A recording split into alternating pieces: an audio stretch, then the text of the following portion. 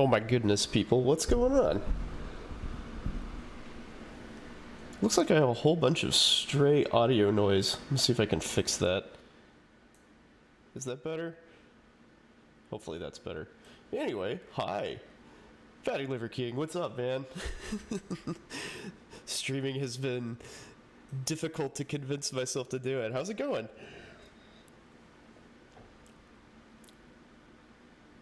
Yeah, that seems... Sorry, I'm looking at my audio levels here, and for some reason I was getting... It looked like y'all were getting a shitload of background noise. Now it looks better. I turned the decibels down a fair bit, but if you can't hear me or something, let me know.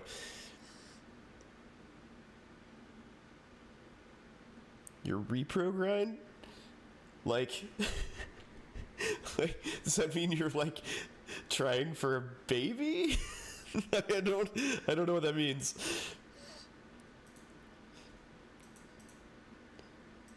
I always thought that was an interesting phrase. We're trying for a baby. That's sort of like the socially acceptable way of telling people that you're having sex at every possible opportunity.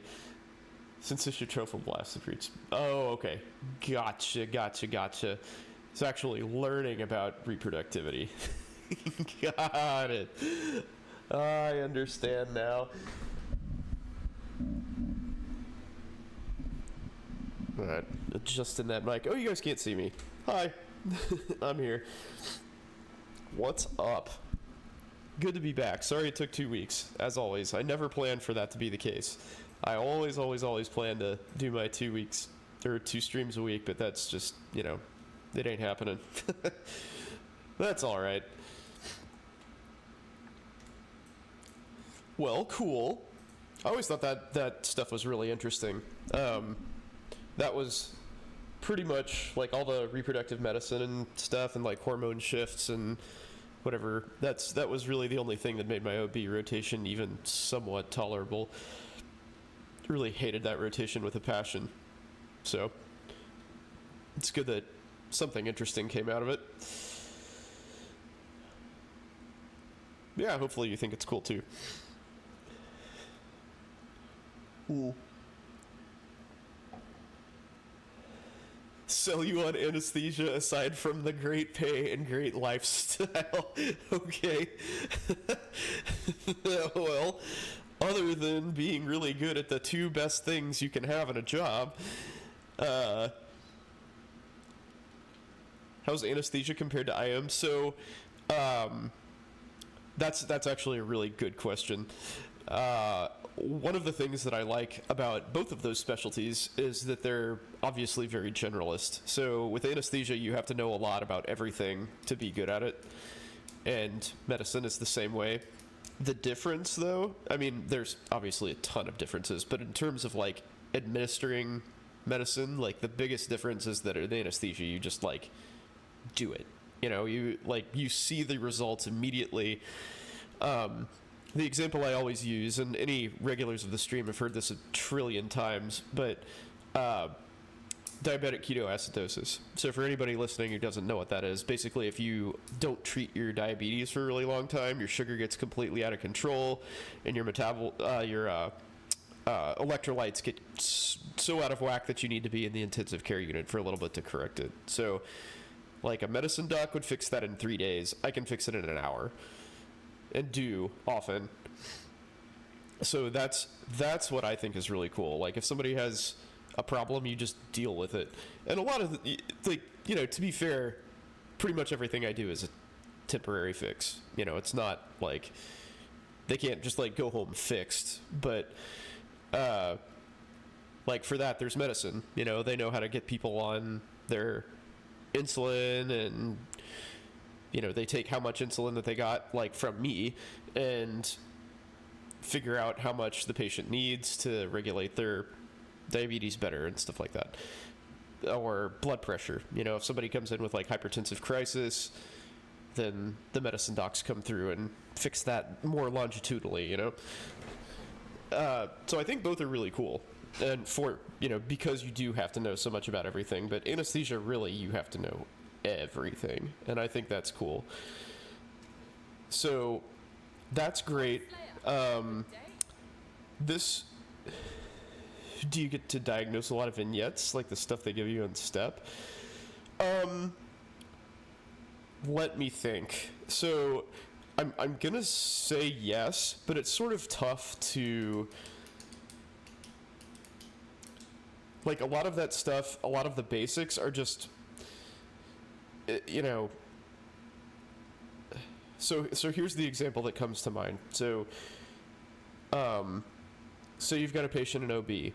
The OB nurse calls you and says, hey, this patient has been complaining of pain. They got an epidural earlier this morning. Say it's the afternoon. They got an epidural earlier this morning. It's been working, and now it just stopped working. And then your question is like, you know, what do you do? Like, do you know, what do you think's happening? Like, the patient's, like, epidural genuinely stopped working. Like, did it get pulled out? Are they progressing through labor? Like, all those sorts of things are answers that you have to think about. So, like, the really buzzwordy sort of stuff, like, is just routine at this point. And if it's something obscure that you don't know, you just look it up. I mean, as unpopular of an answer as that would be with academics, that's what they do too.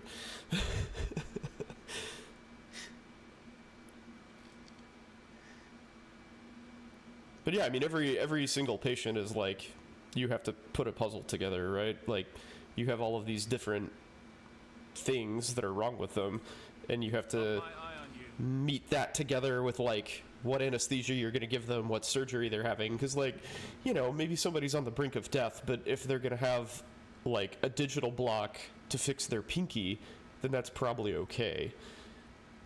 You know, like, nothing's going to happen to them during that surgery, most likely. Like, if they're not already actively dying, they're going to be fine. But, you know, if that same patient is having, I don't know, a craniotomy or something, like, then that's a huge deal, right?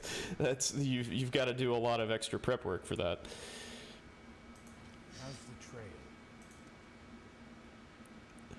Let's see, Basilica. Are these all Basilica maps?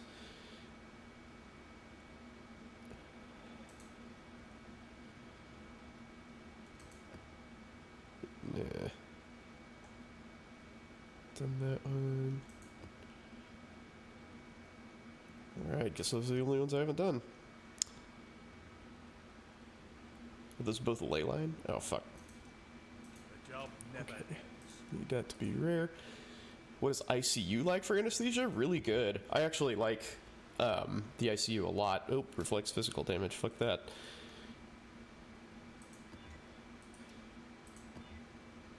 The problem with the ICU for anesthesia is that it's a year fellowship, and you take about a 20% pay cut for the privilege. Afterwards, that is. Obviously, for fellowship, you make nothing, but...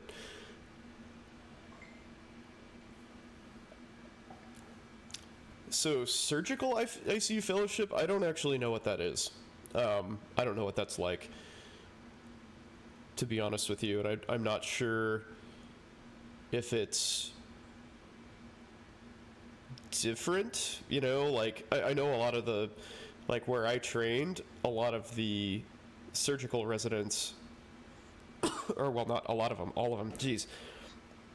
We had spring rolls for dinner, and I feel like I have, like, a piece of cabbage stuck in the back of my throat or something. Yeah, I don't know what the difference between, like, a surgical ICU rotation and a anesthesia-led ICU rotation would be. MICU is more people who, you know, aren't necessarily surgical patients. A lot of them are, just because generally when you're sick enough to be in an, you know, academic ICU, you probably need surgery on something or other. But you know, it's people who come in with, like, massive pneumonia or, like, these ridiculous infections or DKA, like I was talking about, ketoacidosis, or, you know, heart failure, stuff like that. But anesthesia does it all, whereas surgical is usually just surgical patients, right, who either have big surgeries I will or, accept your you decision. know, have surgical problems or something like that.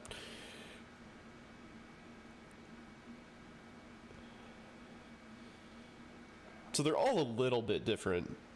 And a lot of places have like a cardiac specific ICU as well.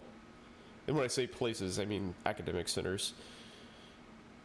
Smaller outfits like where I am don't have that because they don't have enough patients to warrant it.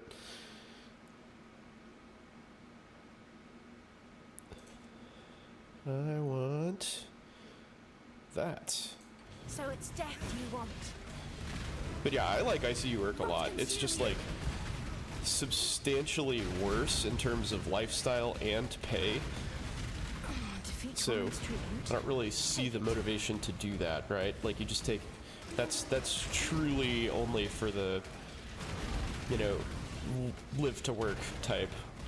If you're anesthesia trained, like it's a pay boost for medicine, for the medicine folks, but not for me. I don't know what those are. School's pushing you to take medicine? Dude, like, so probably a biased take, but if you want to do ICU work, anesthesia is just better. I mean, I'm just gonna say it. It's just better. You're better at procedures. You're better at dealing with emergency situations. It's only 5. Why did I die? It's only 5 years instead of 6 because medicine would be, you know, medicine residency plus 3 years of palm. So, yeah, I mean, like the parts where you save your patients, you're just better at it. So medicine is better at the longitudinal piece, like we're kind of alluding to earlier, right? So if you do anesthesia, you've kind of got to catch up on that a little bit, but a year is more than enough for that. Like you can absolutely set them up well before they get to the floor, and by the floor I mean like the regular hospital, not the ICU. You can set them up very well with all of the specialists and follow-up and stuff that they need before they even leave your care. I mean, I did, I think I did 4 months of ICU, and back then I was on top of that. I could do that, no problem.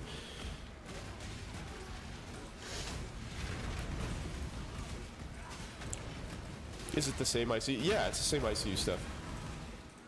Yeah, an intensivist is an intensivist. But yeah, like I said, you're just so much better at all the like intense critical care stuff as an anesthesiologist.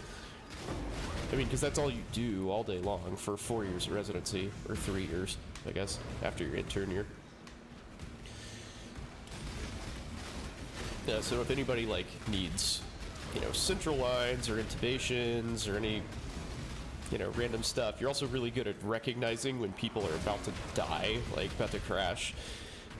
Because again, you see that all day, every day, and you don't have to go to fellowship to figure it out. And I don't mean to sound like, you know, I'm trashing the palm docs, because they're awesome at what they do too. It's just they have a lot of catching up to do on the sort of like, you know, oh shit, this person's dying side of things.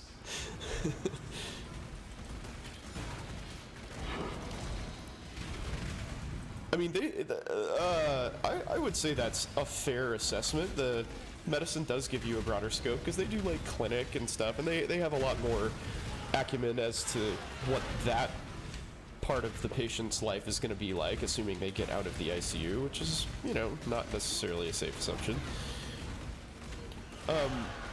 But to me, that part is substantially less important than keeping your patient alive while they're in the ICU. Because, like, you don't necessarily have anything to do with that part of their care. And like I said, you're going to get plenty of experience, at least, like, setting them up with the follow-up that they need. But after that, it's kind of like, you know, you're the ICU doc, you don't really have anything to do with that. So, broader scope, yes, but is that a good thing? You know, I don't know. I would argue, no, maybe not. Irrelevant. Is job market good for anesthesia intensivists? You know what, I don't know the answer to that. I'm gonna assume yes. I know that anesthesia running ICUs is mostly an academic thing, but it's still like there's plenty of need for that.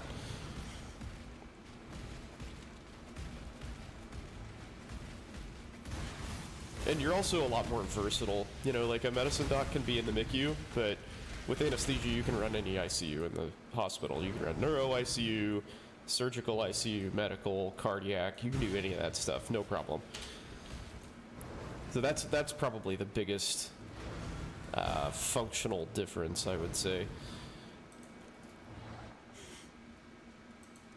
I mean, being able to manage all those different situations that you see in anesthesia training is really, really important.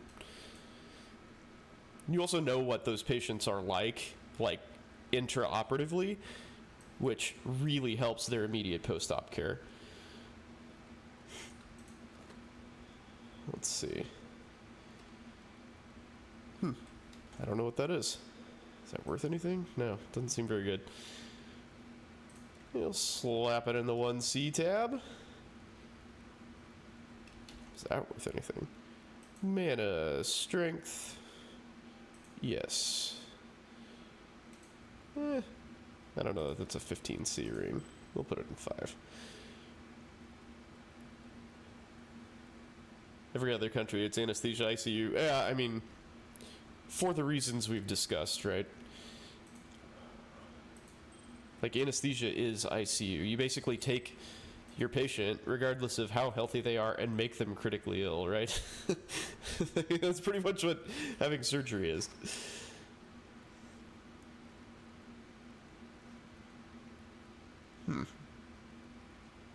I don't know if that's good enough to keep.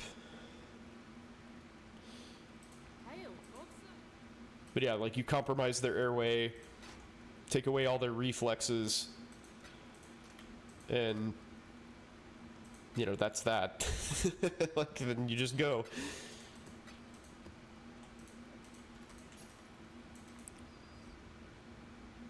So you just get hundreds and hundreds and hundreds of reps doing that, and you know what those patients are going to look like coming out of sedation. And, I mean, it's, like, the familiarity with sedation and pain control is also very important in ICUs. Because that is something that you do not get at all in medicine, and really not even in Palm Fellowship, to be honest. How hard were my board exams? Extremely hard. They're terrible. They're awful. So anesthesia now is 4 total exams. So when I took it, it was just 3. I was the first year to take 3. It used to be 2. So my year, I had the written exam split into 2, the first of which you take after your first year of anesthesia, which is your second year of residency, so PGY2. So first one's after second year, second one is after you graduate. And they're both step-ish, you know, fairly similar to steps. Like vignettes, clinical vignettes, multiple choice questions, that sort of thing. And then there's an oral board exam. So I just took the oral exam, which was goddamn terrible. And now it's an oral exam plus like an OSCE, which is, it's basically just a blatant cash grab. But so it goes. But yeah, the oral exam is 2 clinical scenarios that you get, and then there's just, you go to a room with, so you get this, like, you know, piece of paper that says, like, this happened, here's this information, and one of them is pre-op and intra-op, and the other one is intra-op and post-op. And basically you just go into a room and get questions fired at you for 45 minutes.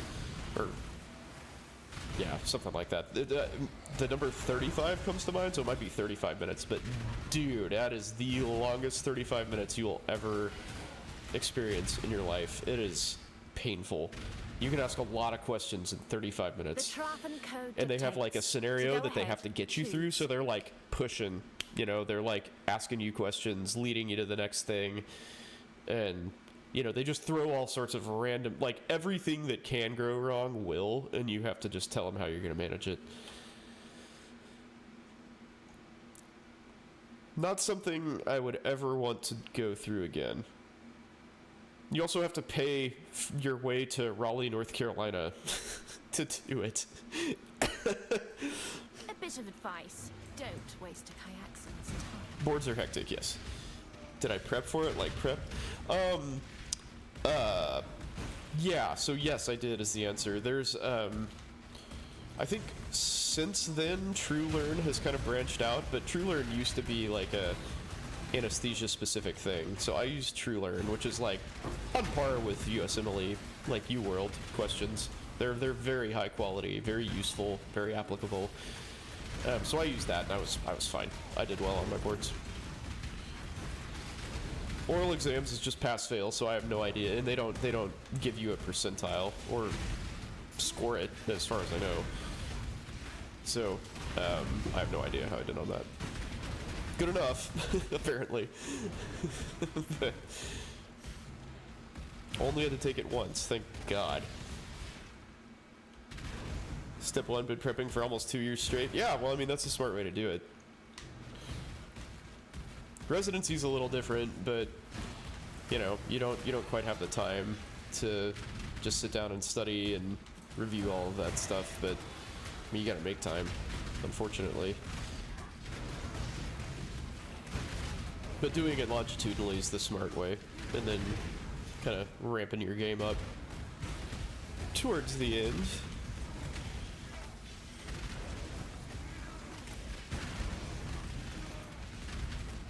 It's hard. Residency makes studying for boards really tough. I took my second exam, I think like 2 months after I graduated, so I had time to kind of hang out and study for it. And the board, like the oral exam, the residency will do some like mock oral exams for you. And you can always ask any of your professors or friends or anything to like run you through scenarios. There are plenty of books on the subject, so never fear.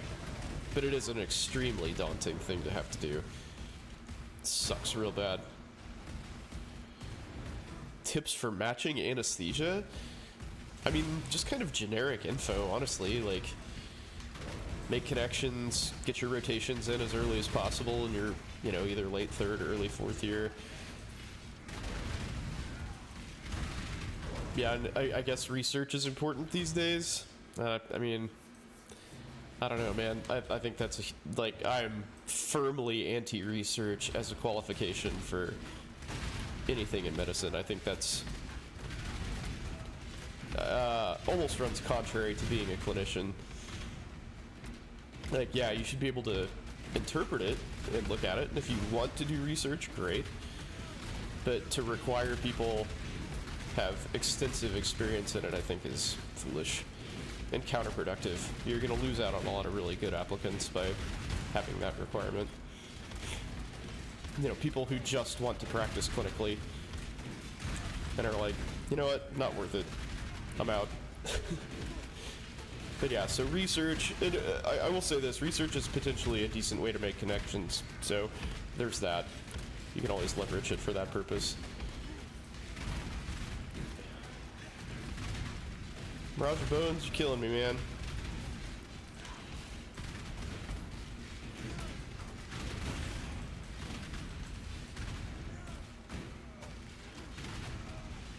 Die! Jesus. Alright, that was fun.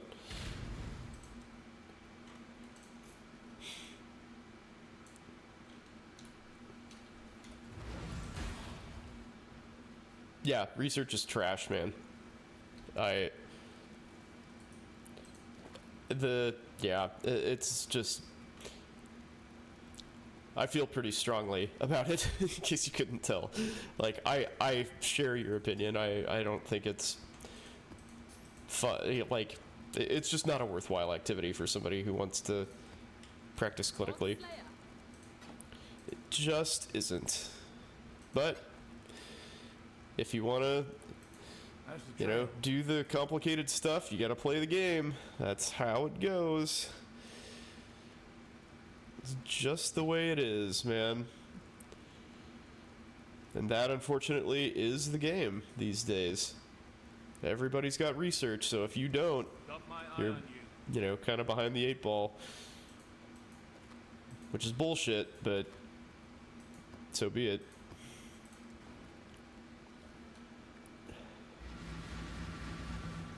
For elective rotations, go anesthesia? I would. Yeah, I'd make them like at the beginning of the year so you can, you know, like get the experience and get the connections and stuff early on. Kind of get your name in the hat, as it were.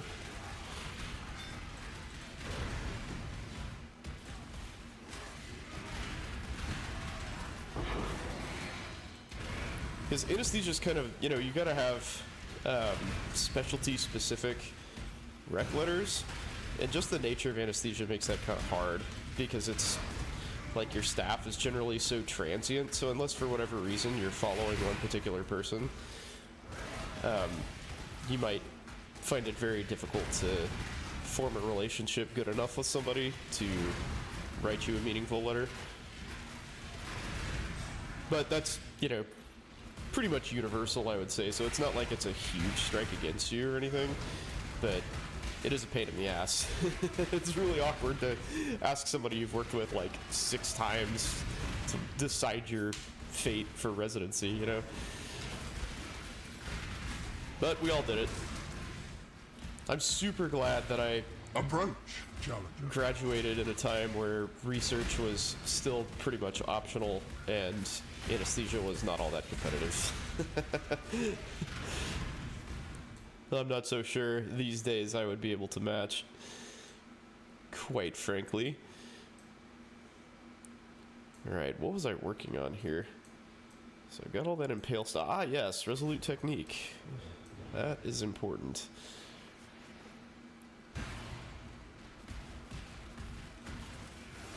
But yeah, anesthesia's I mean, it's a great career.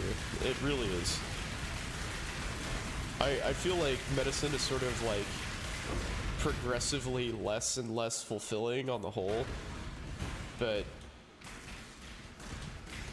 you know, most of anesthesia is not what you see in academic hospitals, which is like ultra sick people having massive surgeries that ultimately amount to fetal care, basically. Most of it is bread and butter stuff, you know, like people have knee replacements or hernia fixes and stuff, and these are like genuine quality of life, you know, fixes for these people. Like a lot of people get out of total joint surgery and say that their surgical pain is not as bad as their like day-to-day pain that they had the surgery for. So you're really making a big difference in people's lives, or helping, you know, you're on that team. And I think that's pretty cool. It's not like particularly intellectually challenging most of the time to do those sorts of cases, but those are the ones that are wins. You know, you're not just like chopping all the organs out of somebody with metastatic cancer and, you know, replacing their blood volume a couple times, because obviously that's a bloody thing to do. I just, you know, I don't have a problem doing that, but it gets old. Gets old pretty fast. And that's pretty much all you do in residency. That's all I did in residency anyway. My opinion on CRNAs, I like CRNAs a lot. I don't really have any evidence to base this on, but my opinion is that the problem you hear, like the conflict you hear about, is just due to a vocal few on both sides. You know, like the conflict between physicians and CRNAs, and like some places it's worse than others. I get the impression that the climate here is very much more collegial in Kansas City specifically. And I think part of that is because it's so easy to get out of the city into places that are like critical access that basically require CRNA staffing. So all the people who want to be independent and think they're hot shit and, you know, don't need a doc to supervise them, they can go do that without any issue whatsoever. You know, you drive 30 minutes in any direction and you're out in the boonies, so they can go do that. So I think that might be why, you know, they don't quite have the sticks up their asses that they're reported to have elsewhere. I know for a fact that, like that said, so the whole like change of CRNA training to be a DNP degree is just pure political posturing. That extra year is nothing but fluff. It's all trash. It's a huge waste of these people's time. And it's all just so they can, like, sort of like superficially compete with physicians. It's all like nursing theory and just crap that is totally not clinically applicable at all. So, that's unfortunate. Nursing Board of Arizona claimed that CRNA is the most qualified and highly skilled anesthetists. Well, that's because they lobby, dude. Doctors are freaking terrible politically. Absolutely terrible. We're always the bad guy. We always do stupid shit, and we're not loud enough. And it doesn't help that, like, you know, the public still has this sort of, oh, God, that was rough. This general opinion that physicians are just assholes, you know, like that's sort of the starting point, and you have to come up from there. And, you know, and we're like, hey, these guys aren't as educated as we are. That's punching down, you know, that's not telling the truth. That's like picking on the little guy, and it makes us look even worse. So it's a tough position to be in, you know, in terms of like convincing legislators of anything.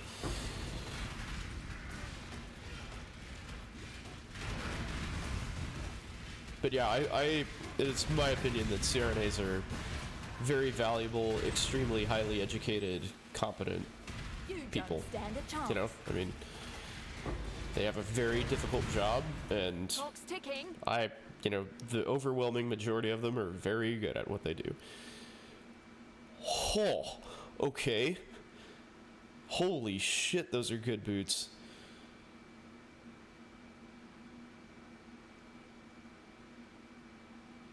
Wow, I hope I can kill this guy. What the fuck? Okay. Well, I want that gem, but, Siege Ballista. I mean, I gotta go boots. Lining up the shots. No, please die. I want your boots. Oh my god, they're so good. Give me your boots. Crazy bitch, give me your boots. You fought for it. Take it. Wait, what? How is that not even on my item filter? Those are so good. Doc's got so much shit for saving these idiots' lives. I mean, it's really true. But whatever. I mean, that's just how it is. Wow. I am stunned that those are not worth more. Huh. Okay. Well, they're certainly very useful, if nothing else. I mean, just like straight up better than what I have. What else can I craft on there, I guess? Refuses to go to his PCP and only sees specialists because the PCP can't handle his problems and only refers him to specialists. Well, yeah, I mean, so that's, I didn't really, the thought flashed through my head when you asked me what I liked about anesthesia, but you are the ultimate authority when shit goes wrong. I like being the end of the line. That's another thing that I like about the job. Like really the only person in the hospital that's really ever gonna challenge you is a CT surgeon. You know, then they're like, I've never had any issues with CT surgeons. They're all very pro team, you know, when something big's going down, but they're the ones in there like massaging the heart and stuff like that. So like they're really the only ones that are going to compete with you with like hardcoreness. Everybody else pretty much just stands back and lets anesthesia do their thing when somebody's life is on the line.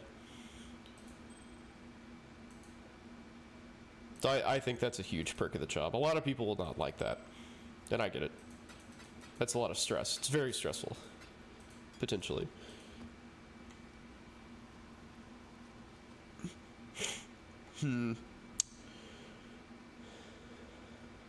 Alright then. What can I put on those boots that makes them even better? More evasion rating. That's not very sexy though. Oh, well, that's really all I got, I guess. Okay, fair enough.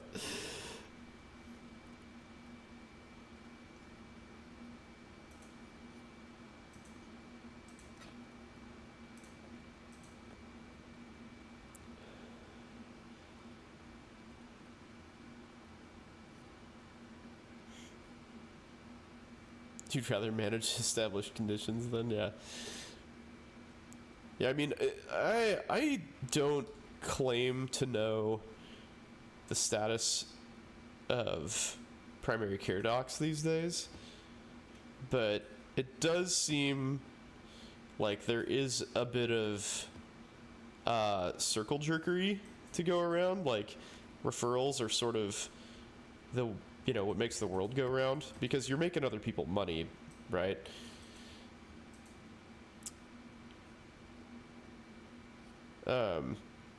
Which is kind of unfortunate. So, like, people get referrals that they don't necessarily need. That does happen. But, again, one thing I like about anesthesia... Oh, shit, that's perfect. One thing I like about anesthesia is that I don't have to do that. Anything that comes up, I just fix. It's all me, baby. Don't have to worry about it. I do not refer to anybody. I don't have to worry about kickbacks or any of that shit. Leap slam, determination. Where is that gonna go? How about there?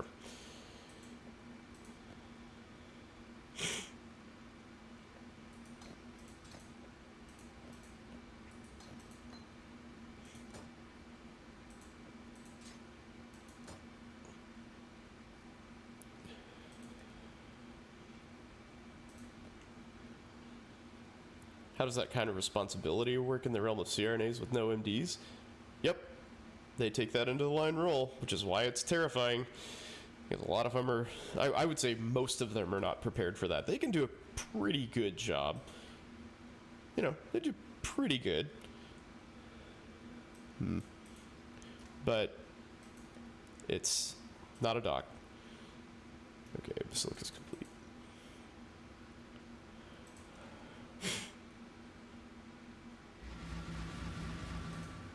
And, you know, if whatever's happening doesn't fit into, like, protocols, they won't necessarily know what to do.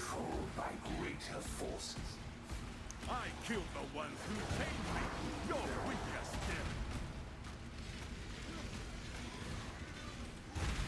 still. Oh.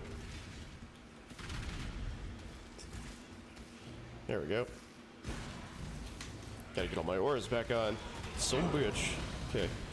What do you have for me, sir? You know the rules. But yeah, that's kind of a scary thing, man. Don't have surgery in the sticks if you can avoid it. Because that happens.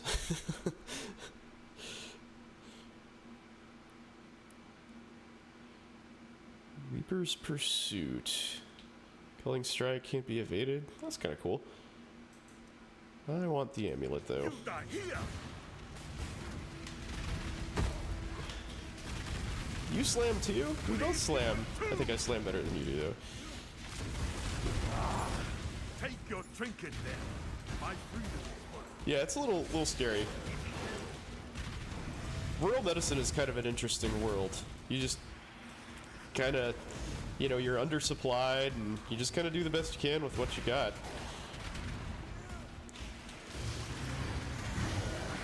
Those are great jobs a lot of the time, though. You gotta keep an eye out for that, because they're slow. And a lot of the time, the, like, bigger stuff just gets moved elsewhere.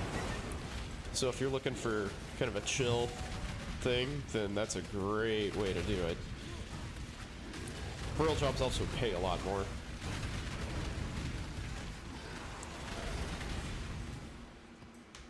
But a lot of times you can live in a major metro. Like, I started kind of partially at a rural place when I first got out of residency, and that just sort of morphed into my current job. But it was like literally we do like under 10 surgeries a week there.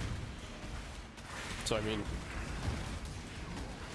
you know, I don't, how many hours is that? Probably 20 hours of work a week tops.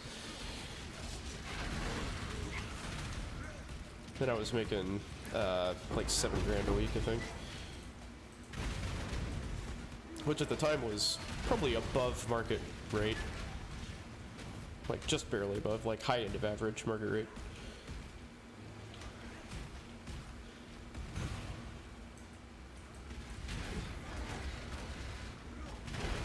Yeah, I mean that's not a thing that you really want to do at the beginning of your career.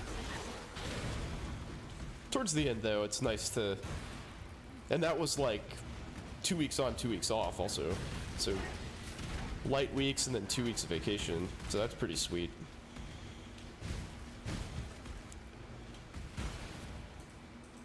Take a pay cut to solve cool puzzles? Yeah.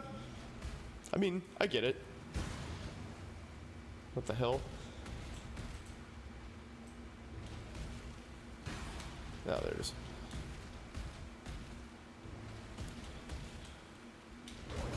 Well, I mean, maybe the ICU is for you. ICU works pretty cool. I like it. It's just, it's not very practical. Because, like I said, it's more training to make less money. So you have a, you know, $600,000 opportunity cost to make less money for your career. That is quite the sacrifice, if I do say so myself. But you do you, man.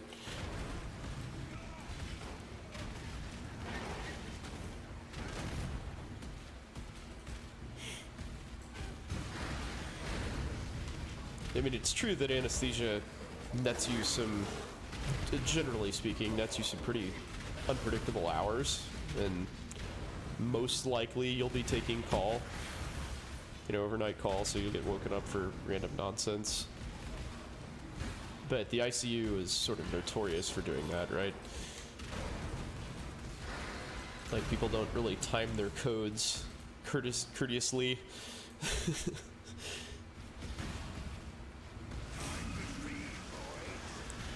What's my schedule like? Well, that's a little hard to describe, unfortunately. So, the way we do things is so there's 8 of us. We can at most have 2 people off at one time. So, generally speaking, we have, well, so I'll talk about July. So one of my partners is half, like, semi-retiring, and he'll be our vacation coverage, so he'll work half the year. So we have 5 people who show up every day, 2 people are off, and 1 is post-call. So that's like 8 people in the call rotation. So, we do a cut list, so just like whenever work dies down, somebody can leave. So the early person for us usually does OB. So once you get OB squared away and like there's nothing pending and, you know, somebody else can feasibly like run up there to deal with the C-section, then the first person goes. Sometimes that's at like 8 in the morning. Usually not. Usually it's more like 11 or noon.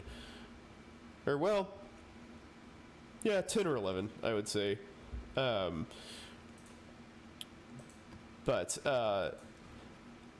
Then it goes all the way up to the late person. We call them the late person, and they stay till 3. Or at least till 3 when the call person gets in. So call is 3, P to 7A. So if there's, we can supervise up to 4 rooms. So if there's more than 4 rooms running at 3, then the late person has to stay. And that happens maybe a third of the time. It's not super common. But generally, you're out of there by like 5 at the latest. Typically, pretty much right at 3. Call is not bad. I'd say we get called like once or twice a night. So you can like legitimately get sleep while you're at the hospital, which is great. And it is home call. I personally choose to stay there.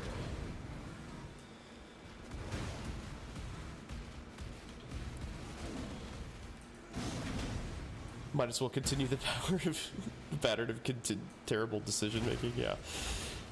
Why not, right? Might as well throw good money after bad.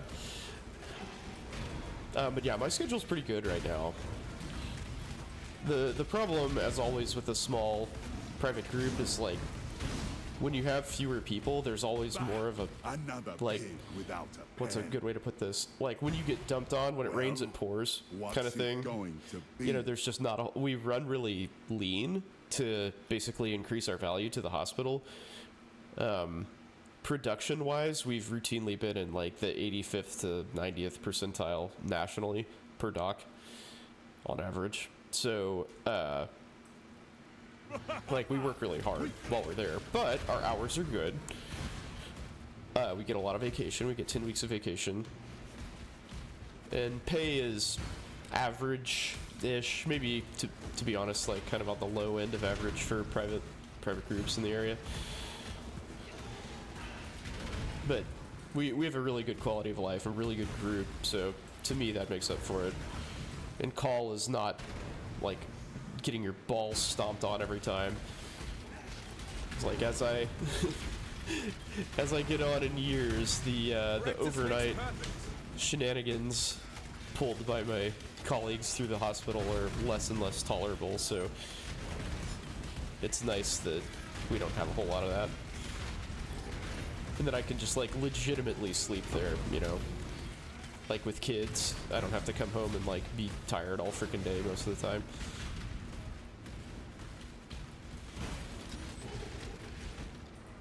But one nice thing about anesthesia is that you can really choose. You have a lot of agency in what your job looks like. So if you don't want to put up with any of that bullshit, you get a surgery center job. And, you know, you take a substantial pay hit for that, but there's no call, no weekends, no holidays, and you just cruise, you know? Like, sometimes you'll still have long hours, you know, because if somebody runs over, you're there. You know, there's nobody to back you up, basically.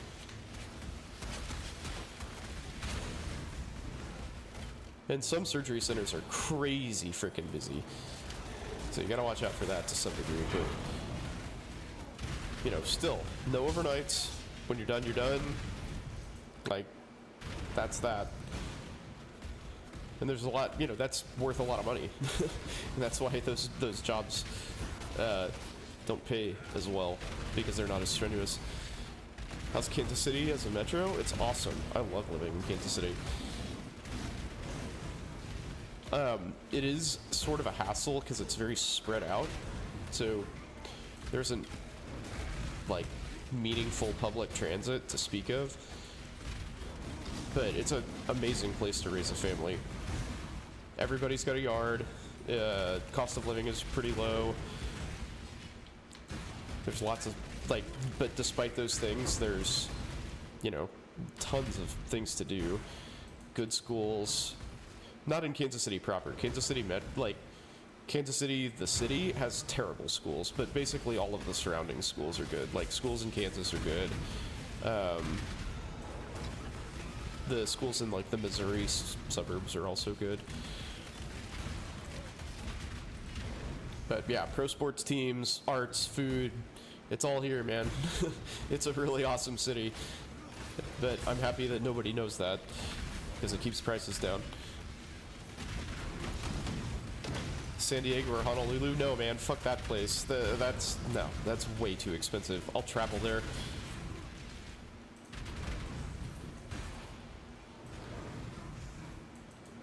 I mean, that's the world we live in these days, dude, is like, if you want to go somewhere like that, you go there temporarily. Even if it's like medium term temporary, it's just so much cheaper to do that. Like my house, if it were in San Diego, would, well, here, let's find out how much it would cost. I bet you it'd be $4 million, and it's like one here. I bet you it is literally 4 times as expensive to live in San Diego. Yeah, here. I'm doing this.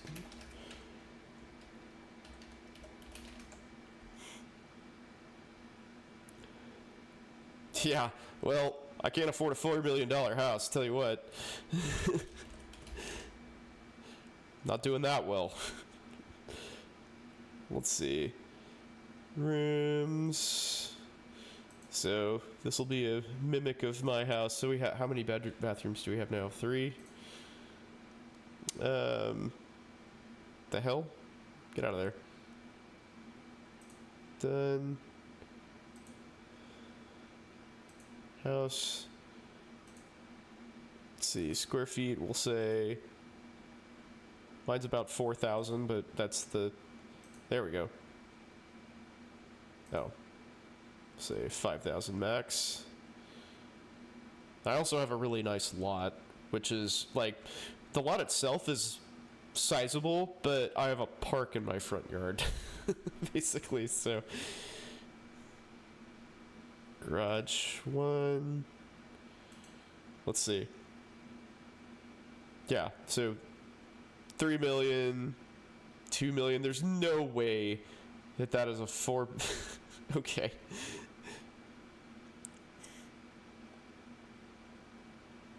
Yeah, so this is pretty comparable in terms of size. So $3 million house. Yeah, it's like literally 3 to 4 times as expensive to live there. And I don't even know, I don't know where these are, like in relation to the city center. I live right in the middle of the city.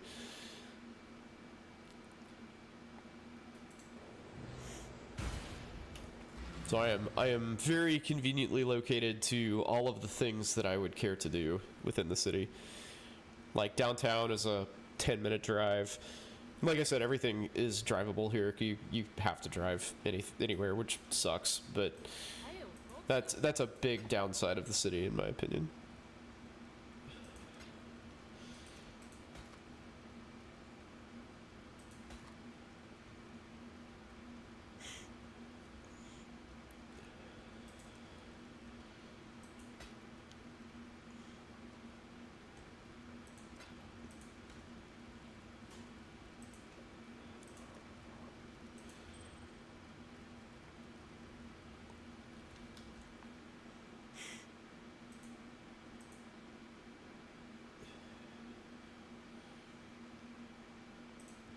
Let's see here. What do I want to put on that? It's got a prefix empty? Yeah, so that could be minus mana at some point. I'll slap it in there.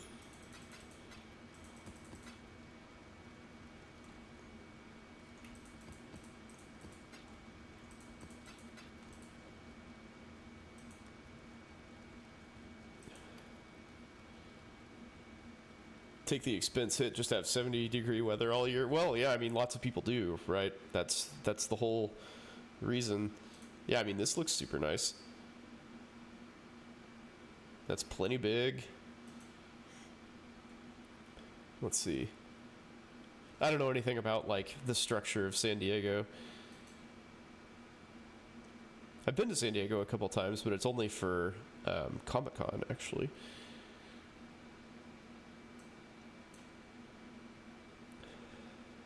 So I've only been there. But I mean, that seems like a decent location, right? That's not too far away from...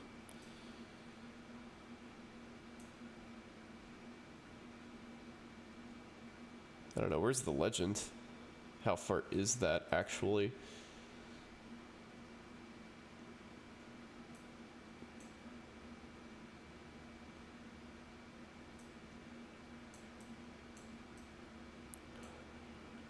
It seems like you're pretty well in the city, right?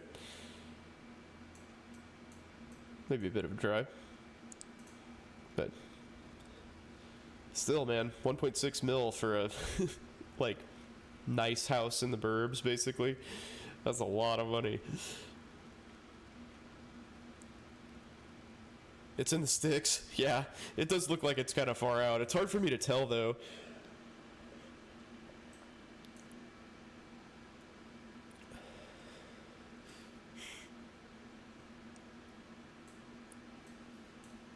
Yeah, it's hard for me to tell how far away that is.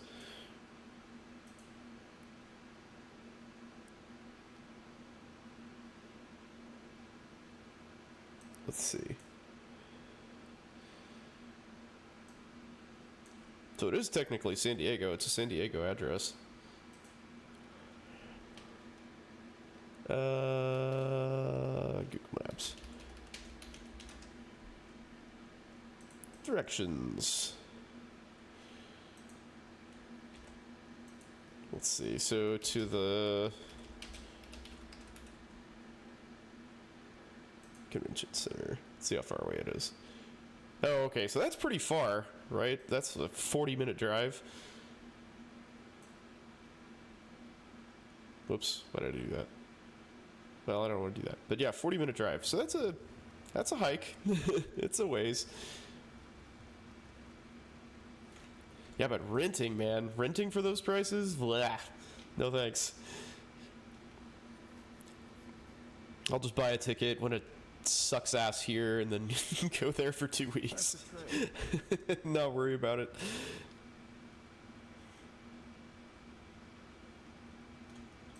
Okay, I think I've used all my maps. Keep losing my train of thought. I think I've completed all the maps that I have, except that one. Come here, shipyard. You get an elk. Suppress spell damage, enfeeble, more life. That's fine.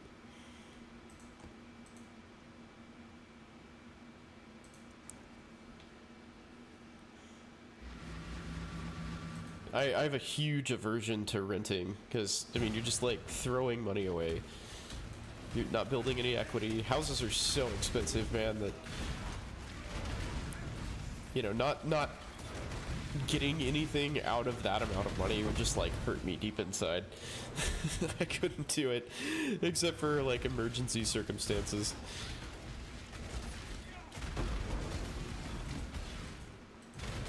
Man, I must need a new weapon.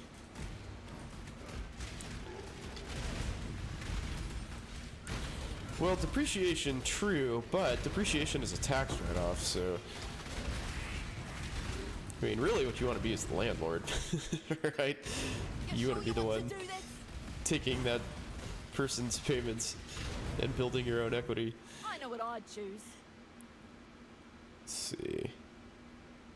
Mediocre, let's see, those suck, that sucks, that sucks, that sucks. Okay. Moving on. Tactical retreat, is it? That, yeah, as a homeowner, I can tell you that dealing with upkeep is not very fun. I've got an old house and it just needs everything all the time. And it was even redone. The owner before us, like, totally renovated it and did a great job.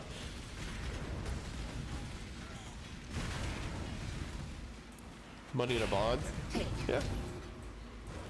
Well, I am definitely a pretty aggressive investor, I'll tell you that. So one of these days, maybe that'll translate into some sort of monthly, you know, recurring income for me. But as of right now, it's just kind of in the open market. They're doing really well, I might add, but, you know, I don't get that check every month. That would be very nice to have. It also doesn't let me do, like, weird tax shenanigans and stuff, though most of my money is in stuff that has some sort of, like, tax advantage, you know, whether it's, like, sheltered or tax deferred or you name it. I'm unfortunately not really financially savvy enough to really leverage that stuff on the reg. But I do have a financial advisor, so hopefully he is. Quicken! Oh no, I'm gonna get blown up, fuck! Grass! I do seek alpha all the time.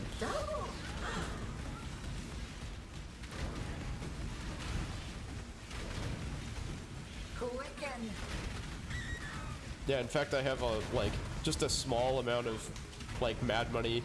I just put like $1,000 a long time ago in a Fidelity investment account, just a brokerage account, and I just play with it. I hadn't done anything with it for a long time, but I just started investing it last month. It's fun, just playing with biotech stocks. It's basically just somewhat advanced gambling.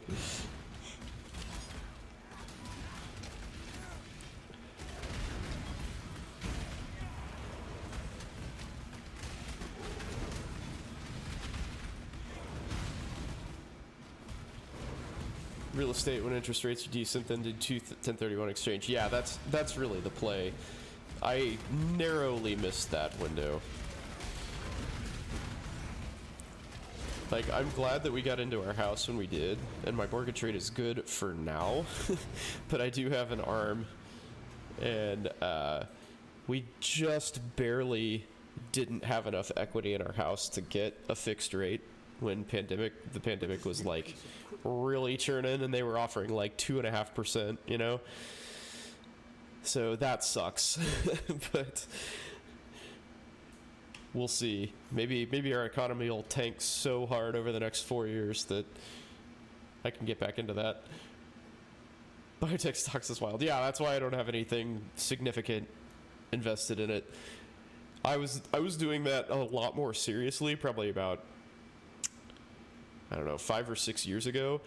And then there was a company that basically just committed a blatant SEC violation and had zero consequences for it. So they had as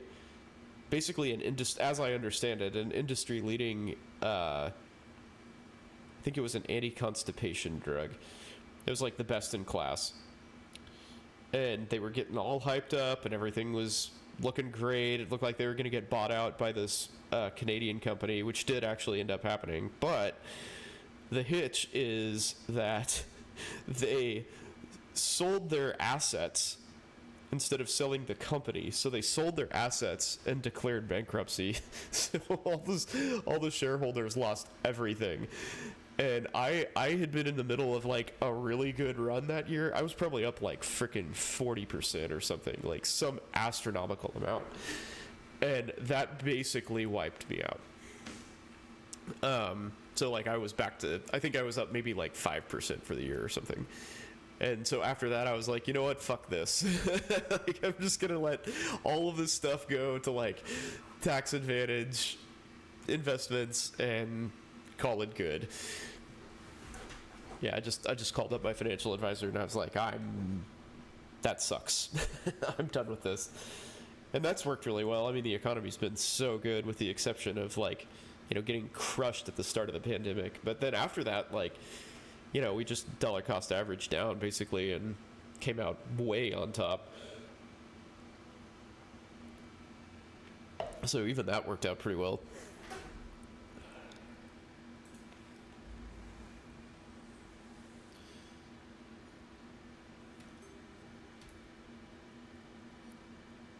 Vertex Pharmaceuticals with type 1 diabetes thing? Stay in bonds and keep your passive income. Yeah, I mean, that's nothing wrong with that, dude.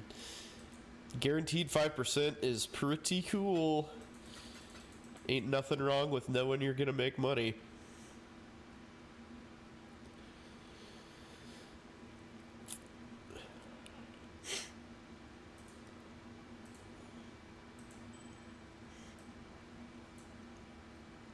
I think I've pretty much hit market expectation. I've been about 9% a year overall. Compounded over the years. What was I doing? Oh yeah, that's what I want to do. I want to finish these maps.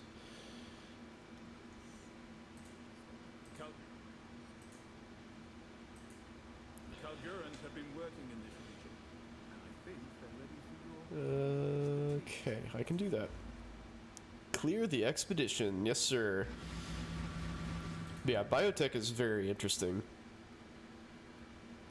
So there's if you like biotech, I mean it's just like crazy volatile, man.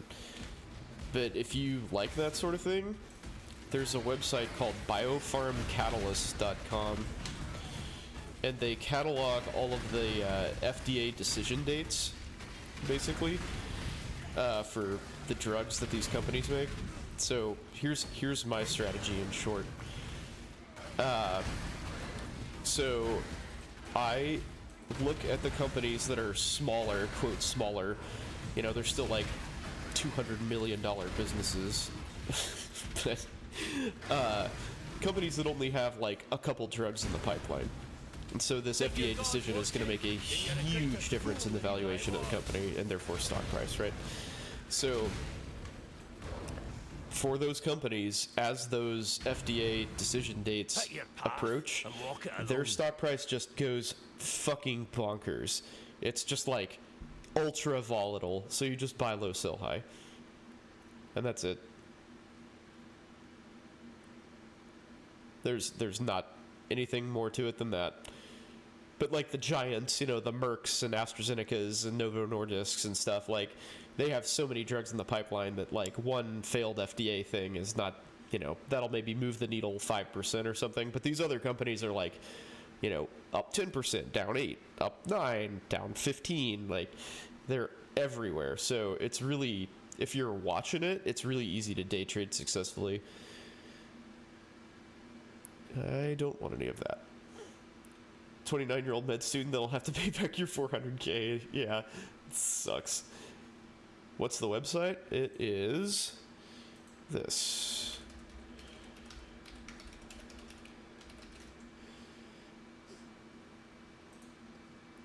I think membership to see this is like $200. It used to be free.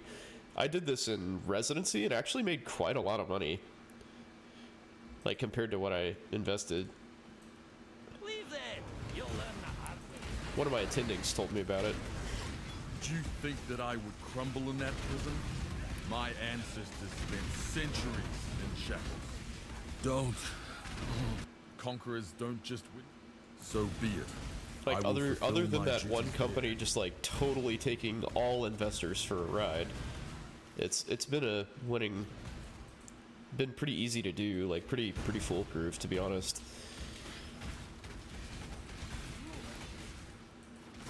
Just the rules are you never see a product through to the actual decision date.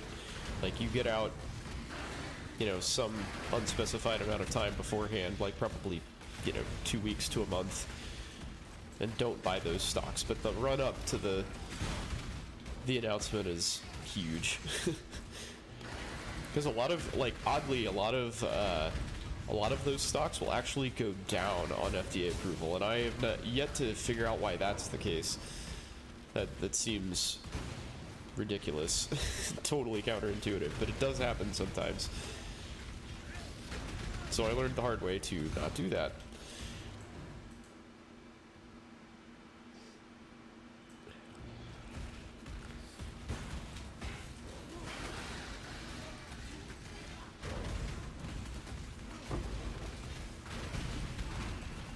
But yeah, I like that website. I think it's very helpful.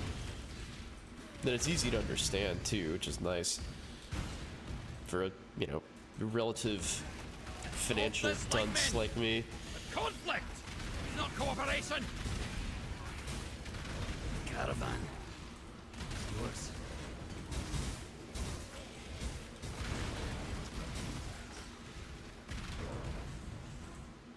Might makes right, which means he'll never even suspect us.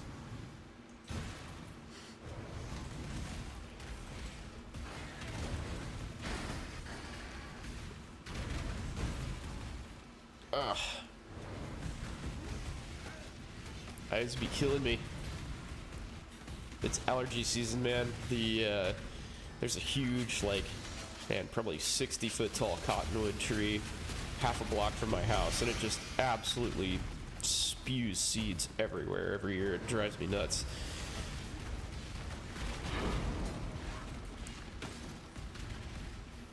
Makes my nose stuffy and my eyes itchy. Hate that shit.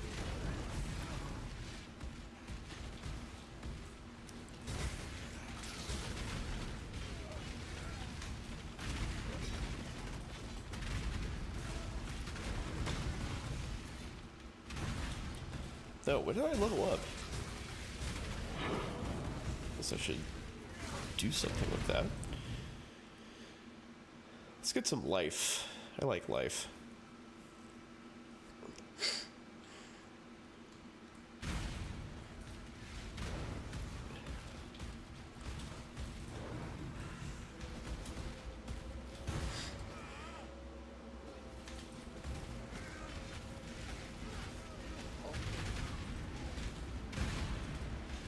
Oh, I also need to get out of that taunt node. Okay.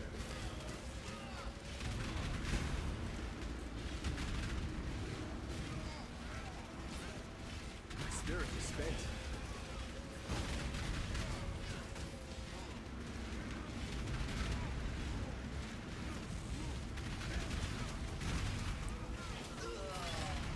Piss off. Let's see.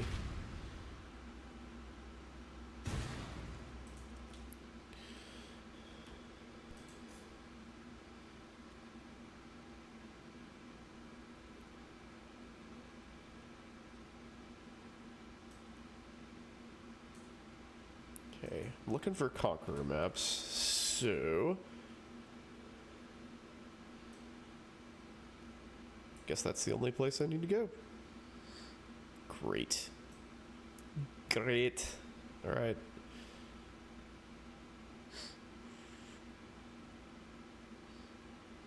Has a 50% chance. Huh.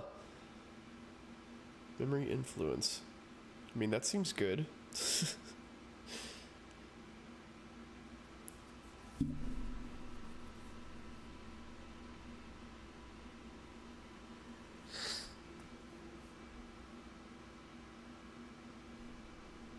So I guess I'm just going for Conqueror and Guardian maps.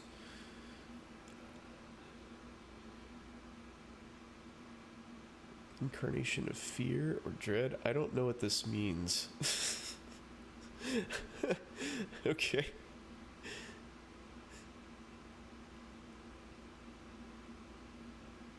Memory tears. Well. Don't know what it means, but I guess I'm going for it.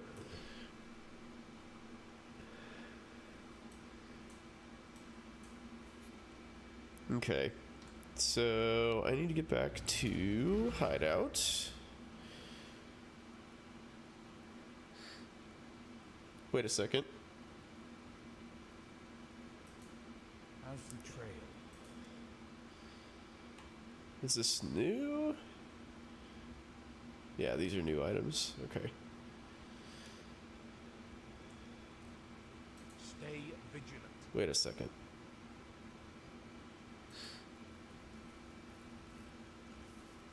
I can't remember if I did his...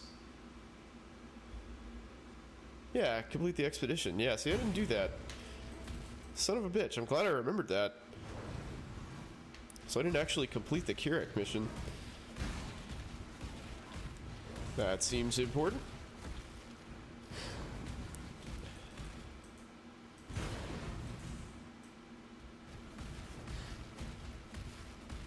Stupid arena map. Damn it. At least I can move pretty fast through it.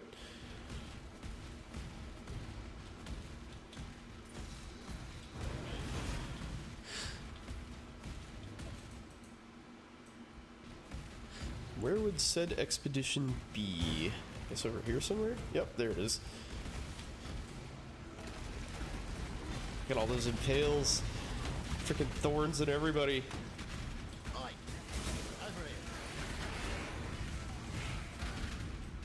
Impaling is going well. Wow, this is potentially the shittiest expedition in history.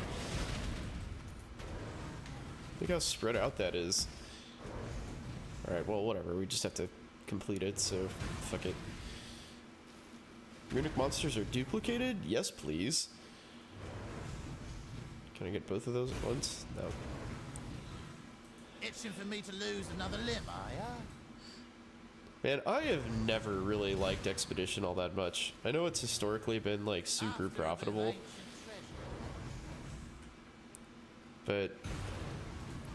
all the like circle placing and shit, I just can't get down with that.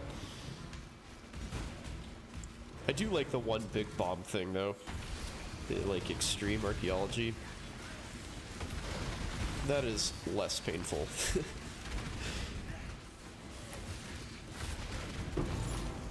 Ooh. Oh my. I don't know what that is, but I guess we'll find out.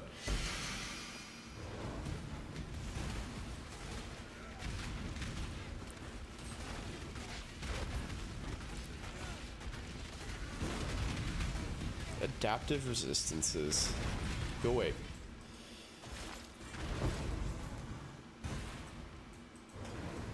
Always nice to have a topaz flask. Let's see here. So there's Kirik's mission. Ah, there's June. Okay. Wow, I missed like freaking half the map over here, man. What the hell?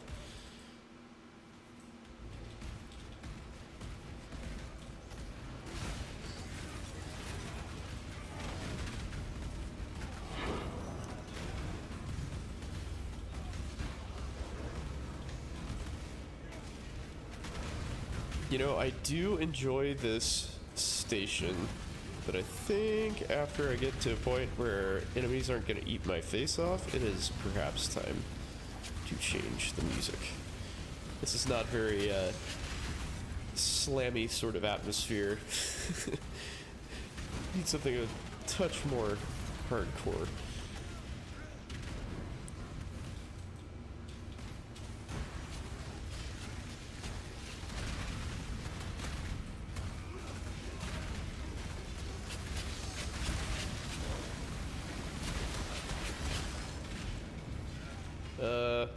Where'd you go? Did I fail? Research count. Oh, man, what? That's bullshit. Alright. Tune a reactor? Okay. I guess I listened to that at some point in the recent past. Let's do that.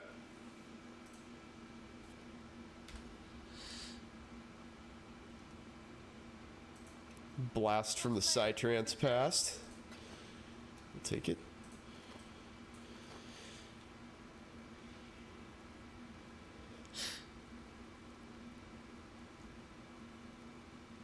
I doubt that's worth anything, right?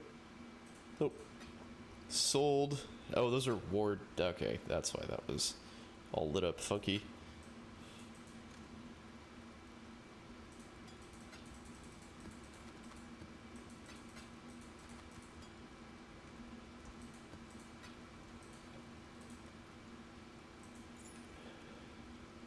Perhaps now is the time to liquidate all my shit.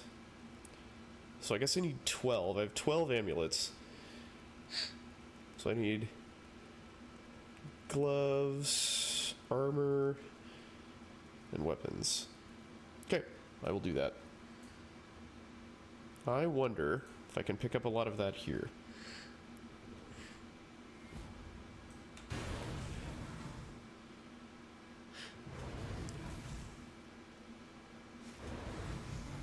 Weapons.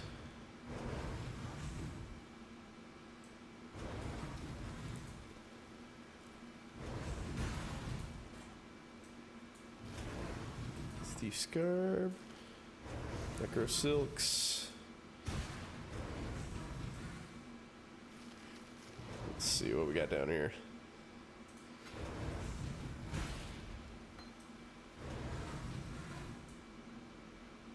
Okay. Back we go.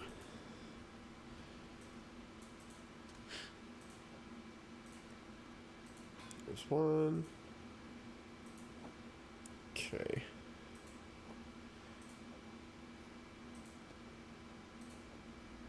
So 2 more helmets. 2 helmets, 2 gloves. Bunch of weapons. Roger that. Alright, Kirik. Lab. I don't have 2 herbs of alchemy. Of course I don't. Got my Why would I have 2 Alks? Bosses are possessed, monsters blind on hit. Alright.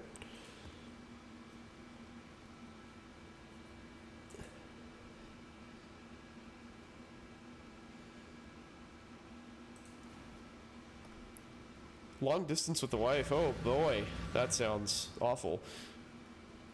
Yeah, you don't have to apologize for leaving the stream, dude. It's sort of supposed to be a voluntary thing, you know?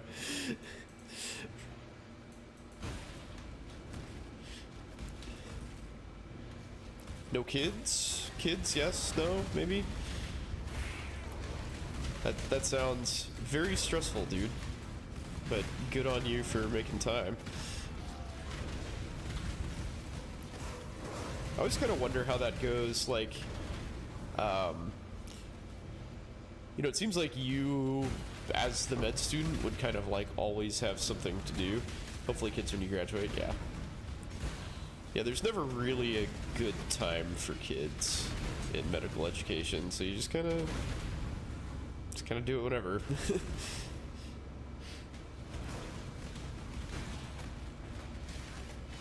I mean, having kids in residency sounds fucking awful. I'll be honest with you. But, you know, to delay that another 6 years, I'm sure doesn't really sound very appealing either.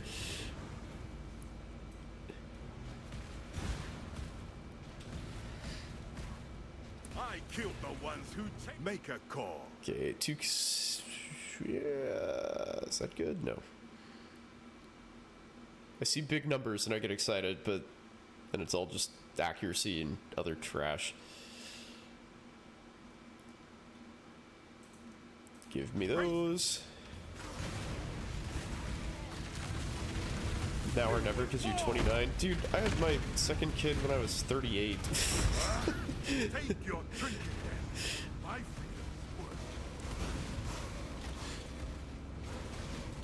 Or my wife had our second kid when I was 38, I should say.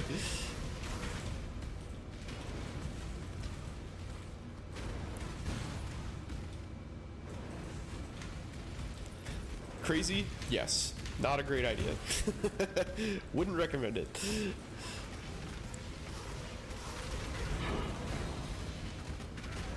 And my first one was 32? Like, I did wait until after residency, because I was like, man, I'm plenty tired right now without a child in the mix here. That sounds bad. Let's not do that.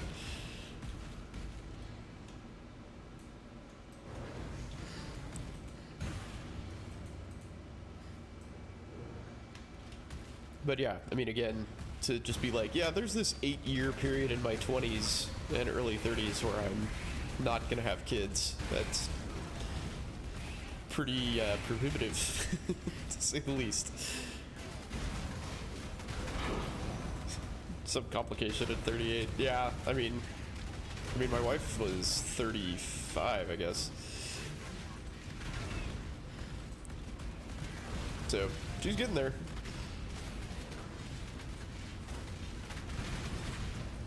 We old as balls.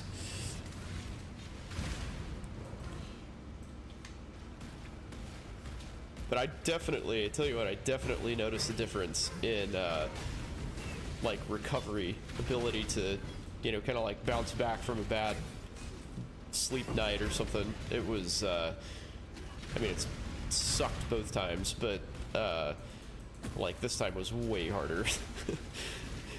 Noticeably more difficult to, like, recover from not getting a night of sleep.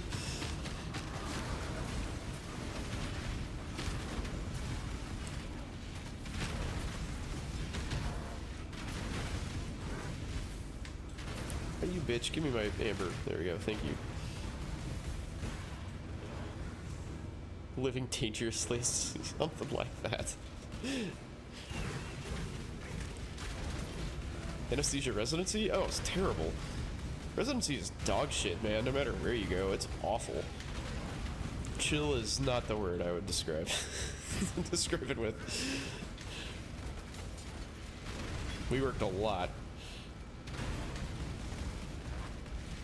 I mean, I think So I remember my hours for residency being something like low 60s per week on average. However, that included my vacation. So that included 3 zeros per year. So that makes a pretty big difference. So realistically, probably mid 60s.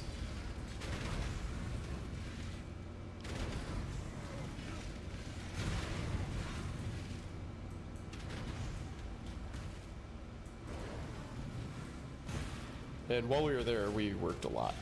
A whole lot. Hey, Chizel, what's up, man? How are you? How's life? You don't know if you could do a specialty with a significant amount of guesswork, though? I don't know what that means. Like, anesthesia is very unpredictable.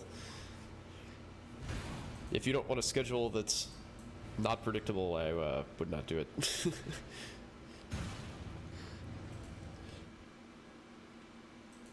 There we go.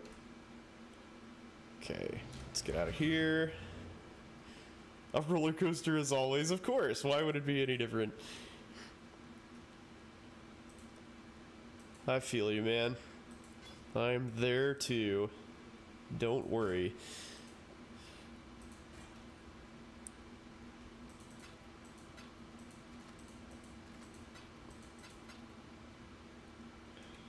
Have I done those? I have not done the chateau map. That's cool. How exciting. Let's make sure I won't die. That's good.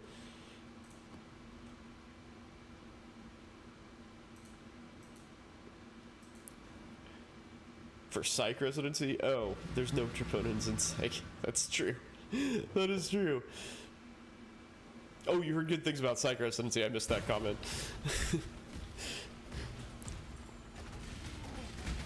Yeah, I got the impression that the psych residents at Arkansas, which is really the only psych residents I've ever interacted with, I got the impression they were pretty well treated, and the pace of their day-to-day routine was not awful, to say the least. But it's also psych, which is pretty much the exact opposite of what I want to be doing with my day, in every way. So, yeah, there is that. I respect the hustle, though. I mean, if that's something that you enjoy, psych is a freaking killer profession.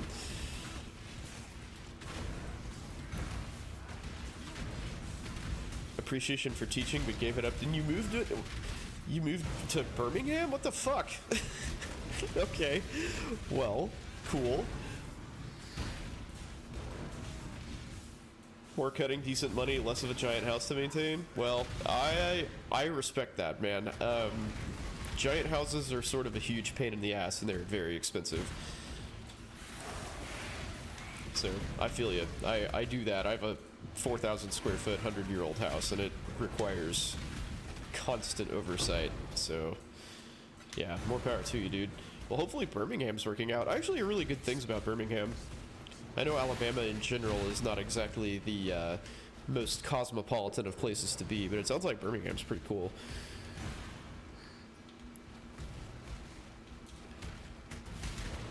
Well, hopefully that's working out for you.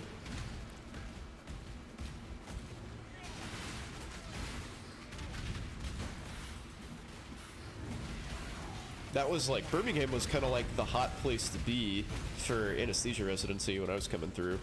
Like, they had a really good reputation as being both a kind of like a very pro-resident atmosphere, and also being a good place to get education. So it's like a high-quality program that also treated residents well. Like, well, you know, you're still an indentured servant, basically. But make your damn choice. Make my damn choice. Okay, I will.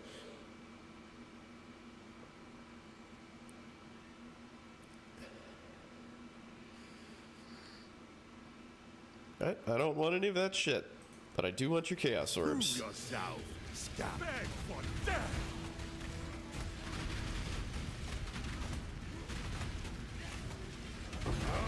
Excellent. Yours.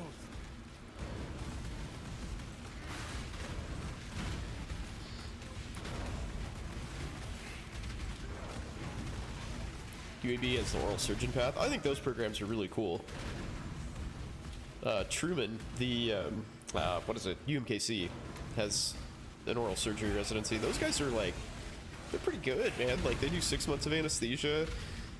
I mean, it's all kind of like, you know, deep sedation sort of stuff, but that's what they do for the most part in oral surgery. So it's clinically relevant for them. They don't get a whole lot of like hardcore anesthesia training, but they do get some anesthesia training, which is great.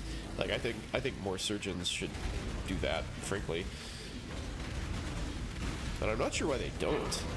Like that would be a super useful thing for surgical residents to have, you know, at least a couple months of, in my opinion. Kind of like I wish we did. I wish anesthesia included more surgery. I wish the intern year was like necessarily a surgery based year. I think that'd be really helpful.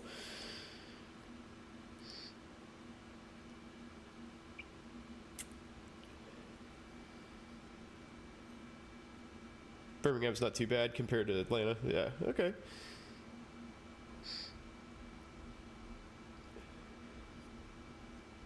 Is Birmingham dangerous? I've never heard of it being dangerous. Is it known as a crime-laden sort of place? That is news to me. Let's see. I want... What do I want? I want that. Oh, but now I can't frickin' alk it because I don't have any alks. Damn it! Okay. Well, I can scour it, I guess.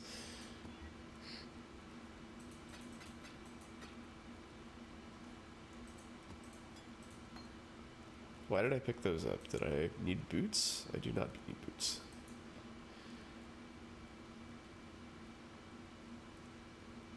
Nola and Birmingham are dangerous. Yeah, I mean, New Orleans definitely is in certain areas, but...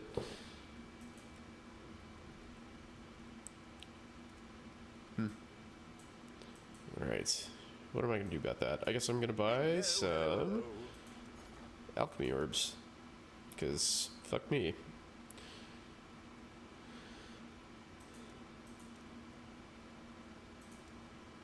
Nine to 1? That's pretty good. Let's get 18.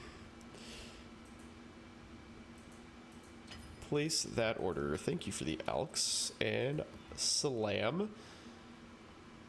Cool.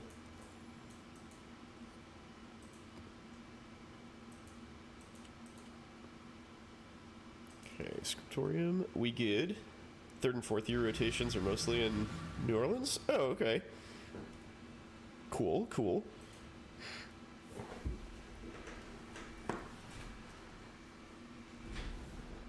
There's actually some pretty good anesthesia programs in New Orleans. Tulane and Ochsner are both really good.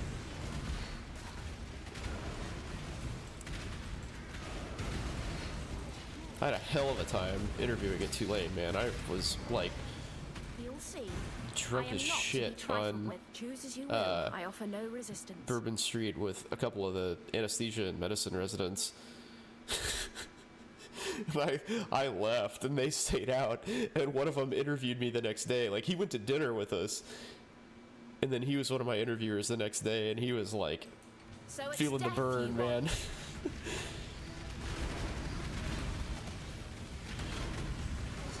Billowing death.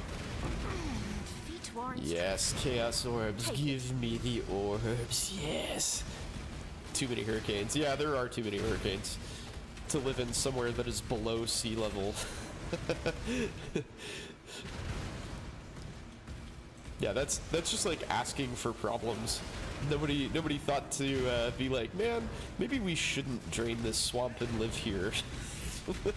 You shouldn't make it a major metropolitan area. It's like literally underwater. The hurricanes that drinking it on Bourbon Street, exactly.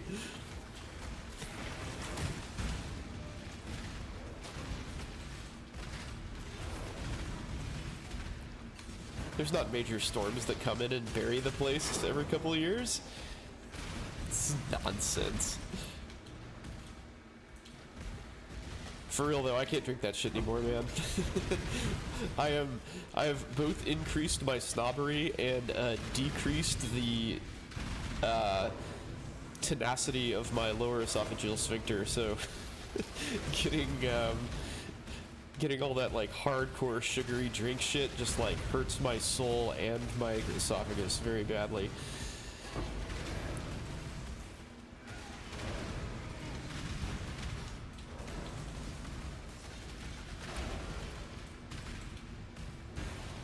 Taxes for flooding is ridiculous. Yeah, I bet it is, man.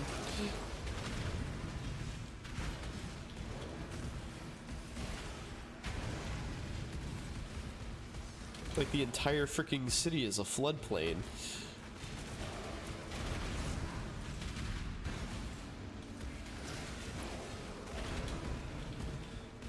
Oh, I went in a circle. Motherfucker. Oh, at least I finished the map. Gotta be an anesthesiologist to afford that shit. Yeah, well, sounds like you might be on your way.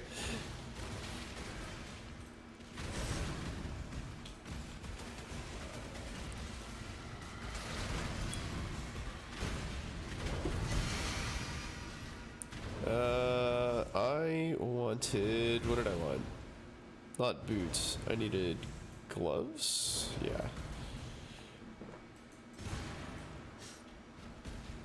Yeah, I try to live not super extravagantly, but it doesn't work out very well most of the time. I like nice things, as it turns out. Ah, fuck.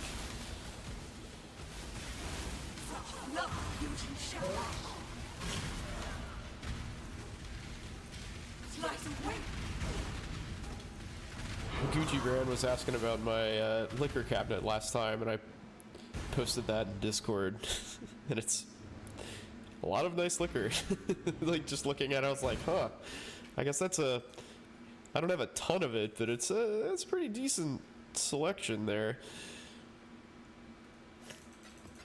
Oh, fuck, that's not what I want to do.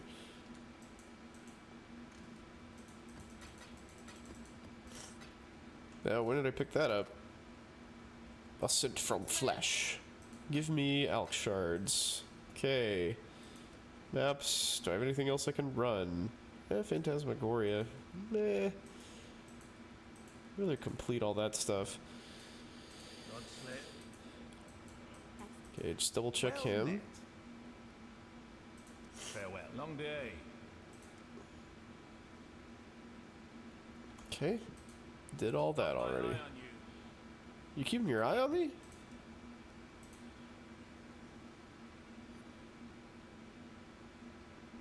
Seriously? No maps that I haven't done? These are all going to be level... They're tier 9. Okay, well I guess we're doing Phantasmagoria then. That's okay. Do Locum's Grind for 6 months and then live in Spain, Portugal, Thailand? Yeah, that's the way to do it, dude. Because there are... What you really need to find is desperate hospitals that have shortages. That's where it's at.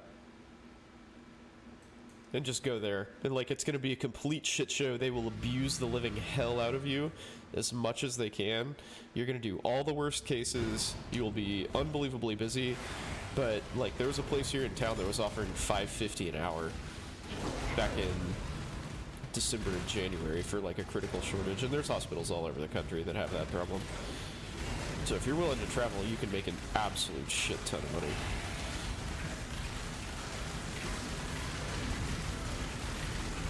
Okay, that's a bit fucking ridiculous. I'm not gonna mess with that.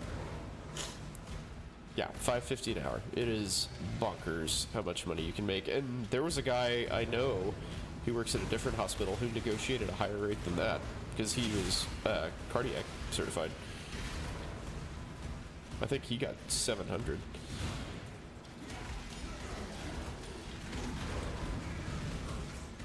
Like, when you need anesthesia, you need anesthesia, dude. You can't shut down your OR. The hospital just dies. I mean, that's literally millions of dollars a day.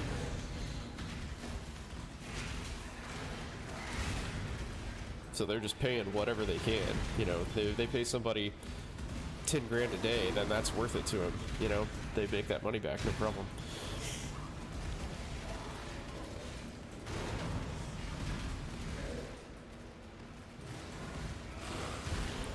So I had signed up. They kind of did me dirty, honestly. Like, they signed me up for a couple shifts, and then were like, oh, well, we can't get you credentialed in time. So I think they just didn't have coverage for those shifts. But I signed up for 2 24-hour shifts and a 12-hour shift, as I recall, and didn't do any of them because they just, like, couldn't get me credentialed. It wasn't my fault. I had all my stuff sent in, like, immediately, and they couldn't ram it through. So that is a bummer. I would have very much liked to have made insane amounts of money for relatively small amount of work. But yeah, if you can stomach the you know, sort of itinerant lifestyle, locum's where it's at, dude. Absolutely is where it's at.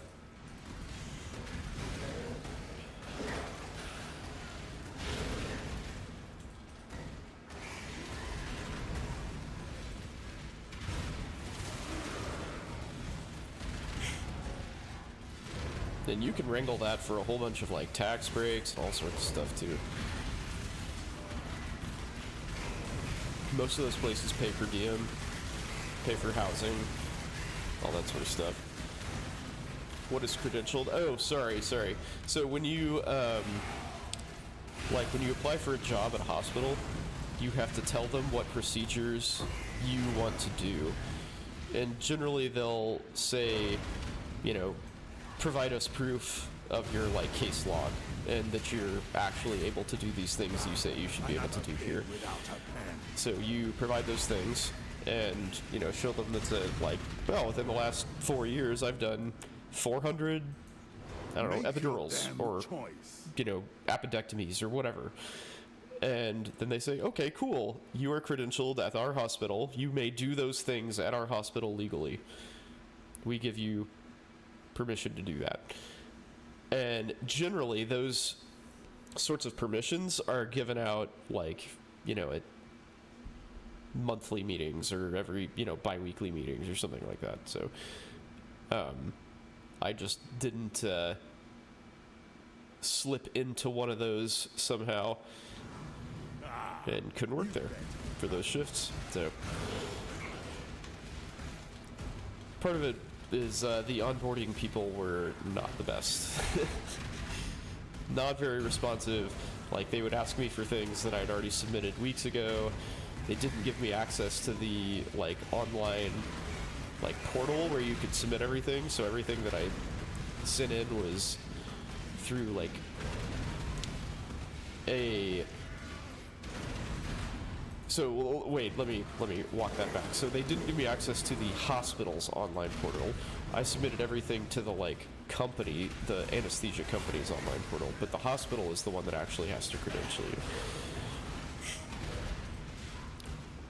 So, like, the people at the anesthesia company that I was trying to get credentials from didn't send that information to the hospital and didn't give me the information I needed to provide it directly to the hospital. So I got lost in the wash, basically.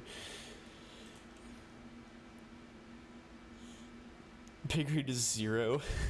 No, that's such a fucking about med school, man. It's like you're paying to be there and everybody still treats you like ass.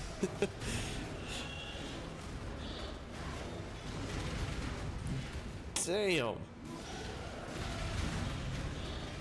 Oh, she has sub-fizz on her. No wonder. She's possessed. Holy shit. That's why she hit so hard. Whew. That was rough. Imperial staff. Don't care. Good. Do I need helmets?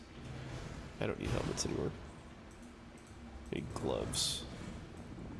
And two-handed stuff. There we go.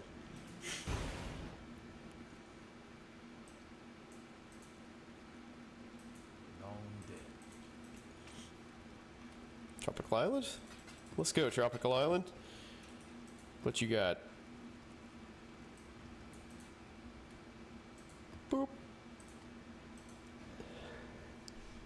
Only been grilled by a surgeon once. Oh, don't worry. You've got plenty of opportunity.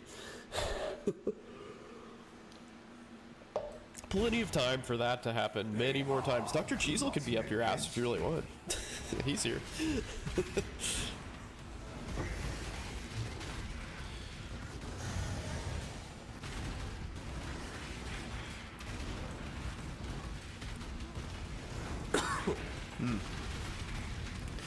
Oh, man.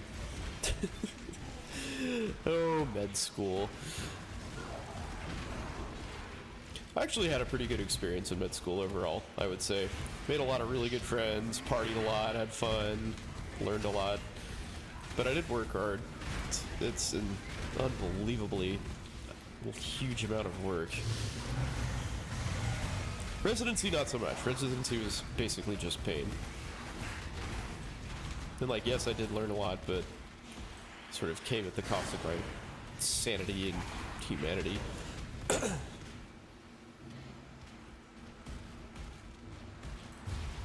Yeah, rotations are sort of a different beast.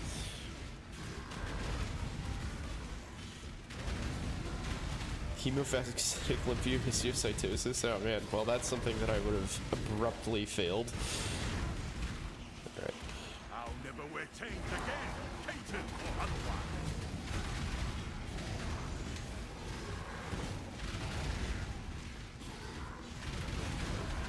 I can't do this just yet. I don't know. I don't know anything about it, dude. Make a call. Make a call. I will. And it is... Oh, wait a second. Not that. Not that. Yeah, they have some really good jewelry a lot of time. Tons of life. It's weird. Okay. Do not want any of that, actually. I will take that, though. And that, and that.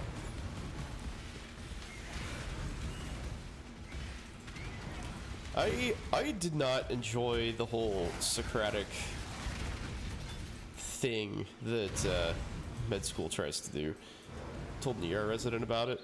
He was like, is that dude sitting down or standing before he pulled that out of his ass? It's amazing. So I had an attending one time, like, hardcore pimping me about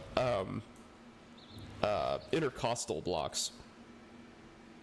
And, you know, I was answering most of the questions, but he knew, like, an insane amount of detail about it. I'm like, this is sort of a, like, how are you asking me these questions? Like, that sucks, man. Like, you know, I'm thinking in my head, like, oh my god, I'm getting my ass kicked. And, so I was on hearts. He was on CT anesthesiologist, and I was the guy that had to set up all the pumps. Like, there's a whole bunch of infusion pumps that you got to set up for, like, the emergency room and stuff to make sure that you're ready to go for an emergent heart. So I was doing that, and we had a computer in there, and it was open to a page about, like, paravertebral and intercostal blocks. I was like, that son of a bitch. he just read this, like, immediately before coming in the room and just, like, grilled my ass about it just to make himself feel better.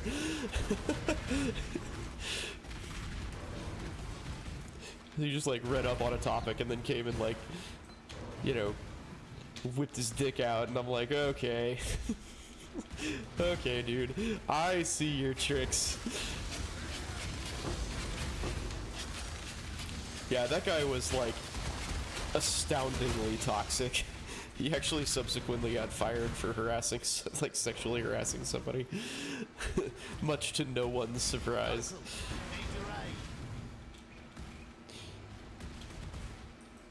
But he was the type of guy that just had to be different, you know? Like, he would do stuff a different way just because he wanted to say he did, basically.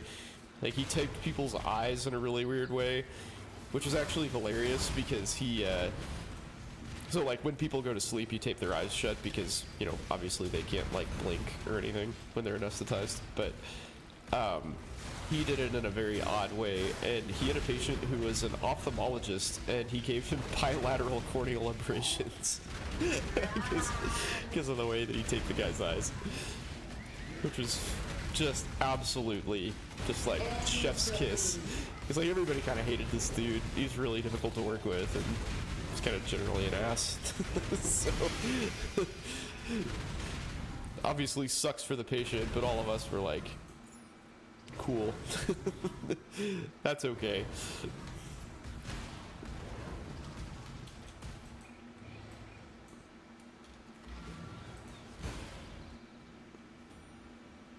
You look around at your class and you're like, oh, that's how this happens, yeah. Yeah, I mean, you're basically trained from the beginning to be, you know, like a dysfunctional human being. Like, you can't realistically get into and through med school if you're not, honestly.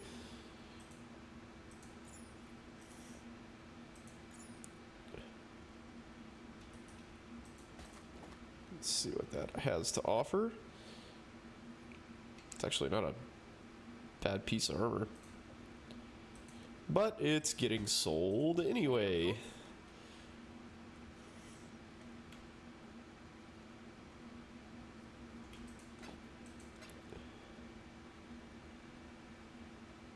Girl debated with the professor to give you a lower grade.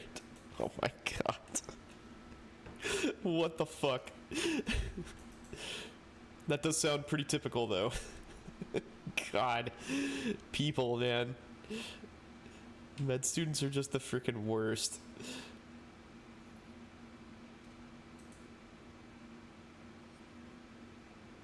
Tier 10s, huh? Do I want to do that? Big dummy. We all got lower grades. The professor is probably like, okay, I guess we can do that.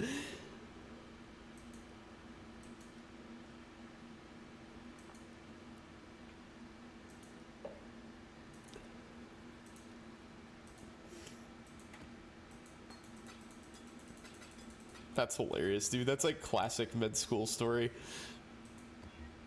No, no region. Pass. Pass, pass, pass. Okay, that'll do. Let's get in there.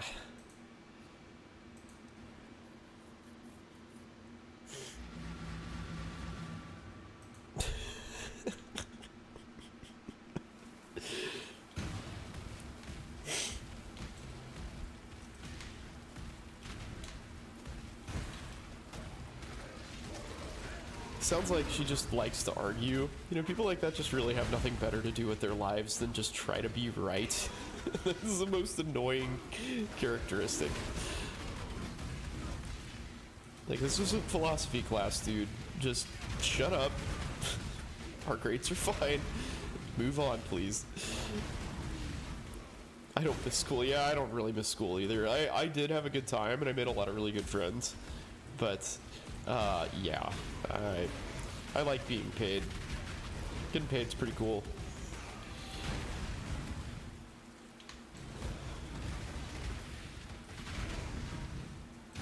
What are we listening to? Is this literally an hour-long song of this? That is madness. This is just like an ambient hour-long atmospheric thing. Okay, next track. That's a bit of a change of pace. Okay.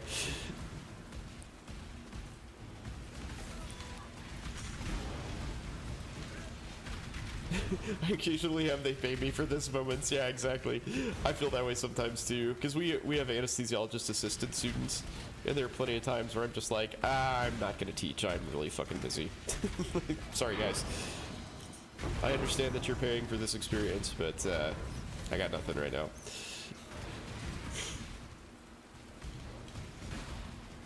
Nope.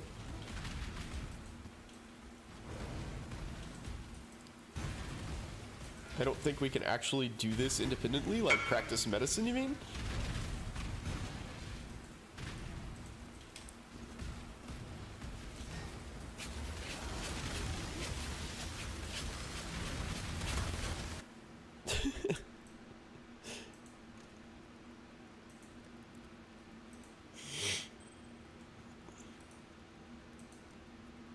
Do a neuro exam. My god, dude.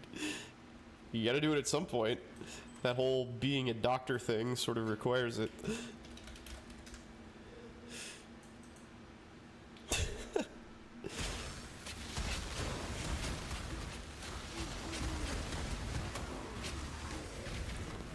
People come up with some crazy shit, man.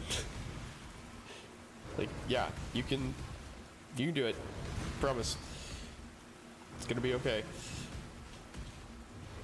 You'll see. The Trathan Code dictates. So go ahead, choose.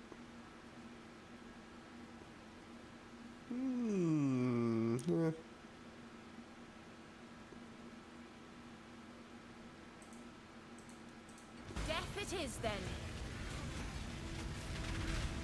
I don't know if we can do this independently. Like, that is kind of the point, man. It's kind of the point of doing that exercise. Where the hell did she go? Oh, there she is.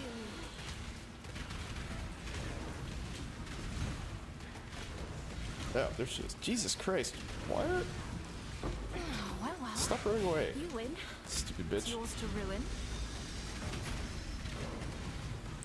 You literally demonstrated that you could do it. Awesome. I love that.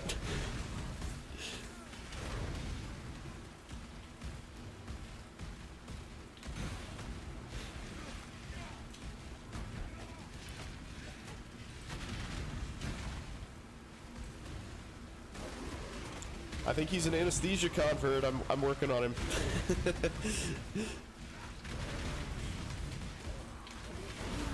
Oh, fuck. Ah.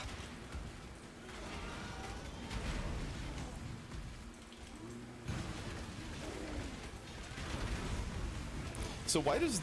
I'm curious about that. I meant to ask you earlier, why does your school have any say in, like, what your specialty is? Or how do they know you? I guess, how do they know you well enough to be pushing you towards anything one way or another? My school definitely did not have that sort of knowledge about me. Because, like, I had an anesthesia advisor, and she was like, well, I only applied here at Arkansas. I suicide matched. It worked out. I was like, oh, great. Well, that's fucking terrible advice. Thanks. Like, I don't know a whole lot about this procedure, but I do know that that's a bad idea. So, yeah. Not another needle, Jackie.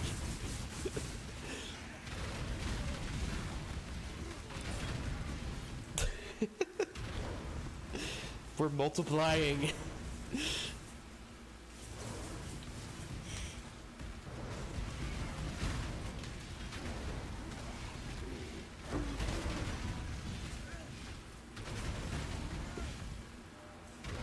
Let's see. Quarterstaff, yep. Glad I did that. Facilitate you into a specialty so they can ensure you match. I mean, I get that, I guess. But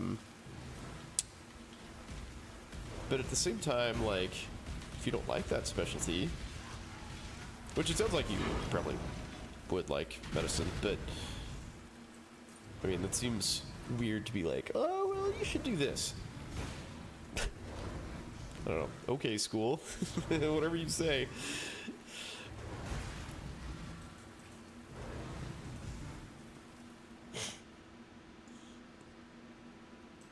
Okay, so this is kind of a superficial thing then. It's not necessarily like there's nothing binding about it, or like they're like, well, you really need to do this.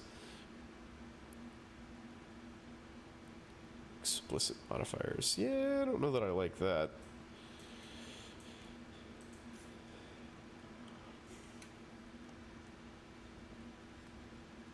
Yeah, definitely don't let them influence your choice. That is my advice.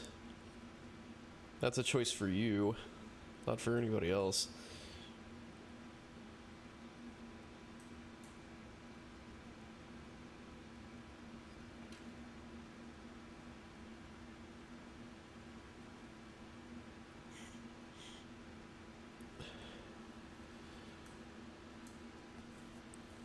Where are the Uber bosses now?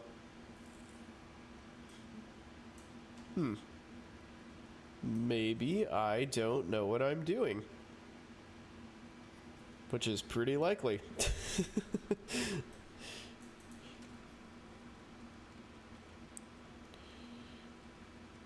Oh, nice. Got a couple maps that I haven't done yet. That is cool. So there's one of those.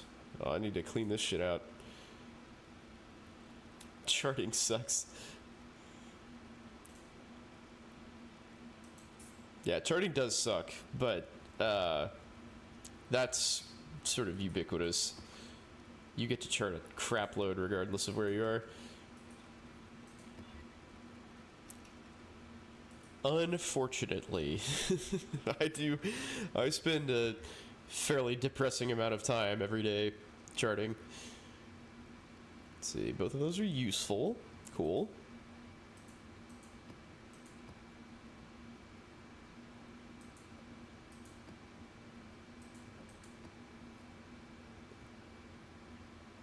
Alright, I need to start doing some turn-ins here. I think it's probably the only time I'm going to do this, though. Boop, boop, boop, boop, boop, boop. Godslayer.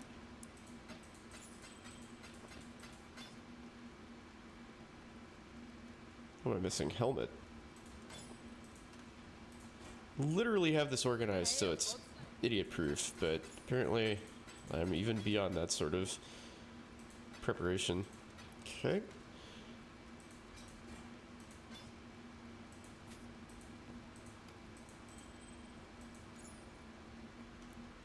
Godslayer.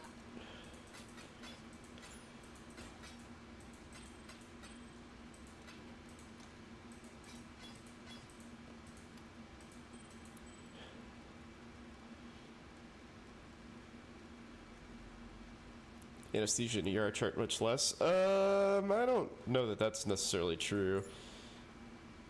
I would say our charting is probably more efficient than most. But just by virtue of having so many things to, like, click through, it's a lot.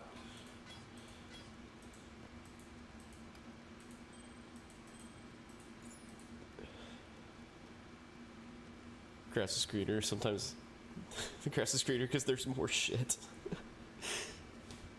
Yeah, if you can get a scribe, like any time you can offload work to somebody else, you should. It astonishes me when I see like a couple of our doctors, like my kid's allergist is what I'm actually thinking of.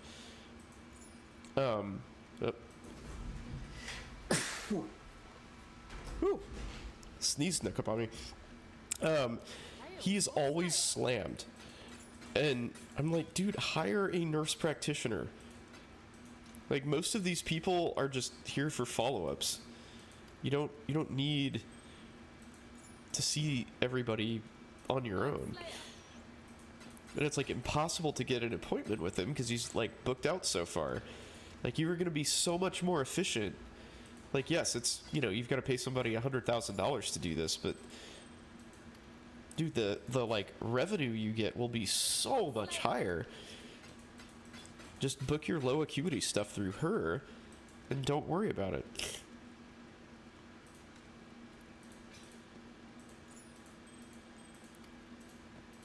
And he had a nurse practitioner for a while, but she quit to be a mom, I think. But it's like the easiest job ever, dude. Like, all of the people there are healthy for the most part. Godslayer.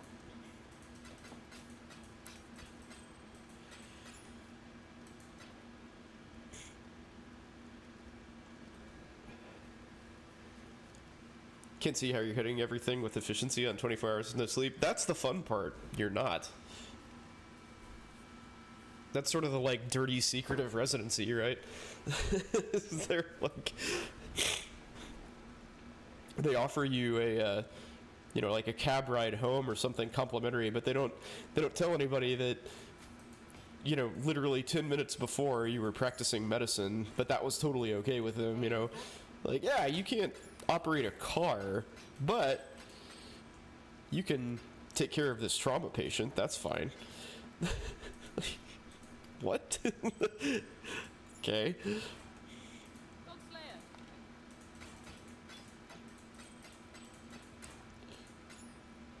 Our program rolled that out, and I was just like, are you guys fucking serious right now?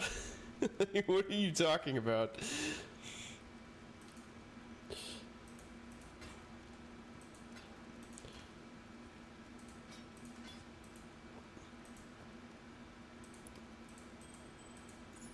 Yeah, shit gets missed all the time. Fatigue errors, they are very real. Keep you just tired enough to not revolt. Exactly right.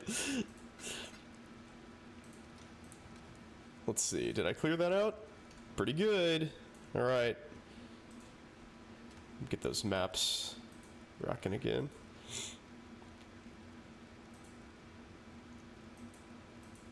Wait, what the hell? Oh, did I put them in here?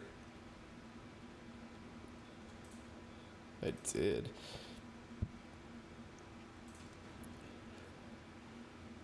I have never had a lawsuit. Knock on wood.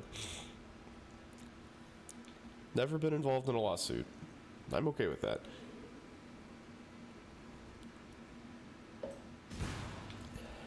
I think most people I work with have, though. It's a pretty common thing after, 10 years of your career to at least be, like, deposed, for something or other.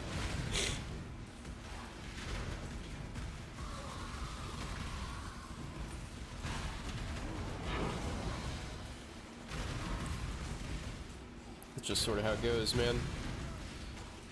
Healthcare is a potentially lucrative target for a lot of people, and they'll go after you. You had one malpractice, yeah. Everybody that I've talked to really has no positive things to say about their malpractice dealings.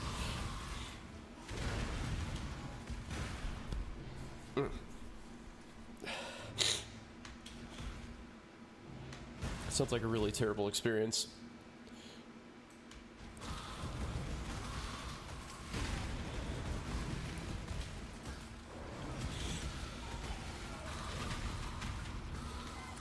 The advice that I have gotten is that you want your own lawyer. Don't use the hospital's lawyer, because the hospital's lawyer is going to prevent damage to the hospital, not to you personally. So you get your own lawyer. That's probably the best thing that you can do.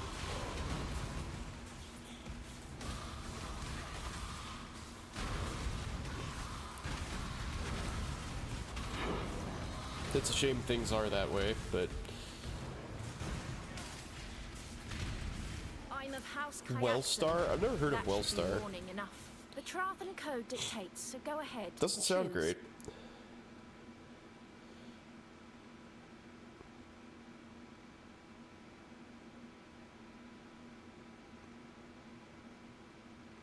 Yeah, definitely have to be calm. If you seem like a spaz, that's gonna be a bad thing.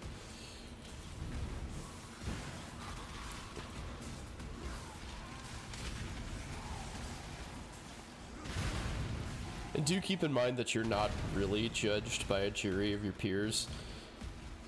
My, for most of his career, well, not most, but much of his career, my former boss, because our group used to be owned by one guy who started it, he was in a malpractice case where he just got screwed. It was an OB case, baby went south, he didn't have time to get to the hospital and baby died. So, like, it was handled appropriately. The anesthetist that was there did a good job, did all he could, but it just, didn't work out. Bad outcome. And, so my boss kept, they found against, my boss and the anesthetist, and he kept a list of all of the jurors pinned on the inside of his office door. Like, he had a cabinet in there. He like kept it, and it was all like, basically blue collar workers, people who just really had no idea what the hell's going on. So that sucks. It's not going to be people who like understand your plight or like have medical knowledge, healthcare knowledge of any kind.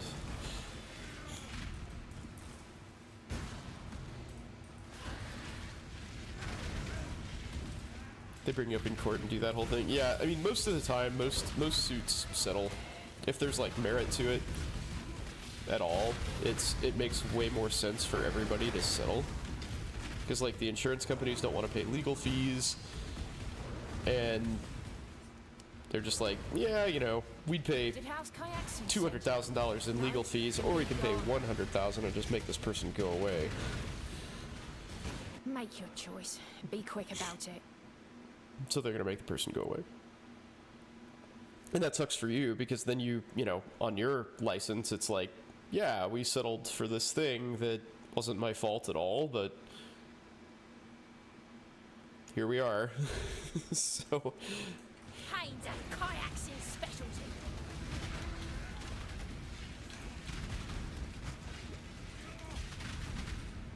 hey, you, come here.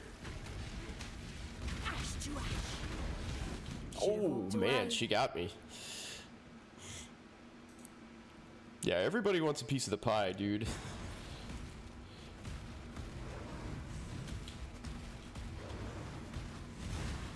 Silence at last.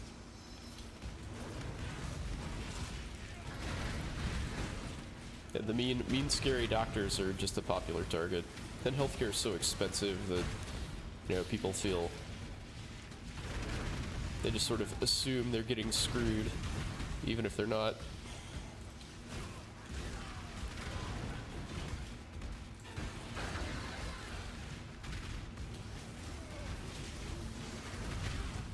Ow, ow.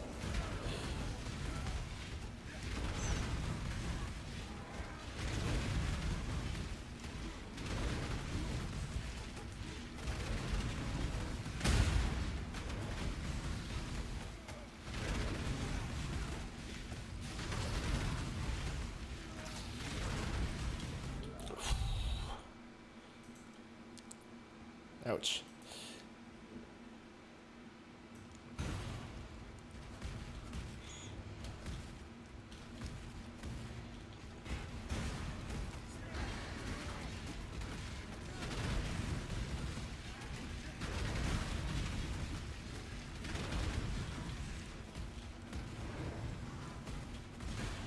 I forgot monsters had turbo mode in this.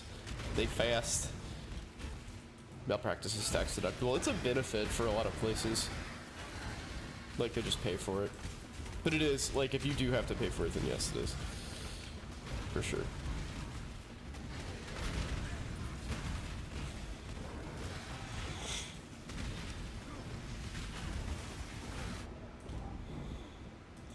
What is killing me so hard here?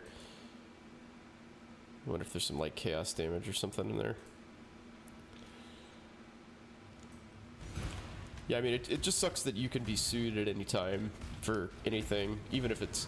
So that's the fun part about mid-levels, like nurse practitioners and PAs and stuff, is, like, it's your license on the line. So if they do something real fucked up, unless you can, you know, prove beyond a shadow of a doubt that they, like, acted against what you instructed, which is really hard to do, then you're just going for the ride with them. Triple bypass unsuccessful. They tried to sue and the pacemaker manufacturer for inconsistent rhythm. Oh man. Yeah, it's the worst when, like, it seems like a lot of people who are litigious, like, their family member was sort of on death's door anyway. I can think of 2 people where that was the case. It's like the patient was just colossally sick to begin with, and then had a bad outcome, and then they're like, you know, shocked Pikachu face, like, how did this not work out?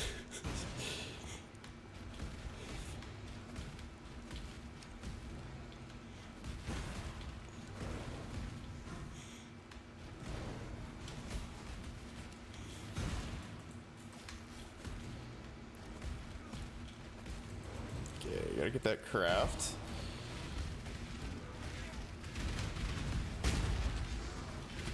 Come on, Bishop of Agony. What? What in the world?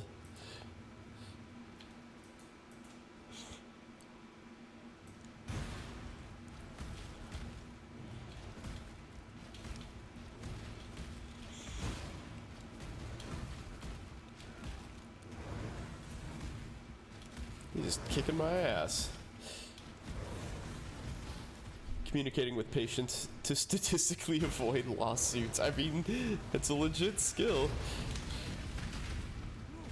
Unfortunately.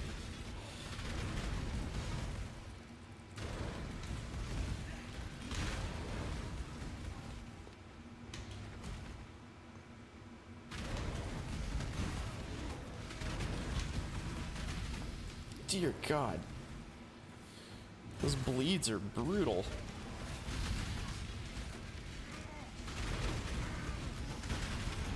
Die, you bitch.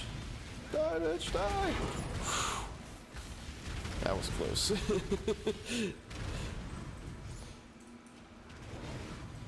Alright, let's get out of there.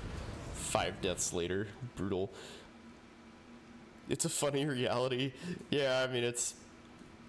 Everybody's trying to make money, dude. The lawyers, the people... You know, we live, like we were talking about, we live in a world where doctors are just sort of assumed to be these, like, bad actors. But, you know, clearly that's usually not the case.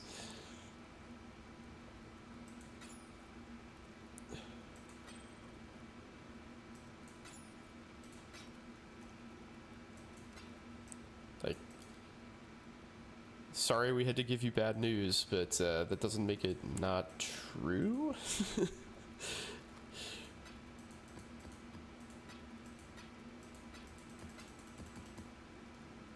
Oh, I saw that too. Boop.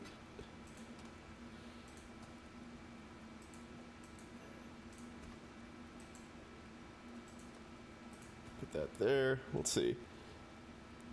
Everything thinks doctors are super respected. That is not my experience. That we are respected, that is. Yeah, I don't really get much of that. I mean, people are generally pretty nice, I guess, but I don't feel like I am treated with unusual, you know, I'm just treated like another person you'd see. Like, oh, you're taking care of me? Okay, cool. You know, there's not much more to it than that.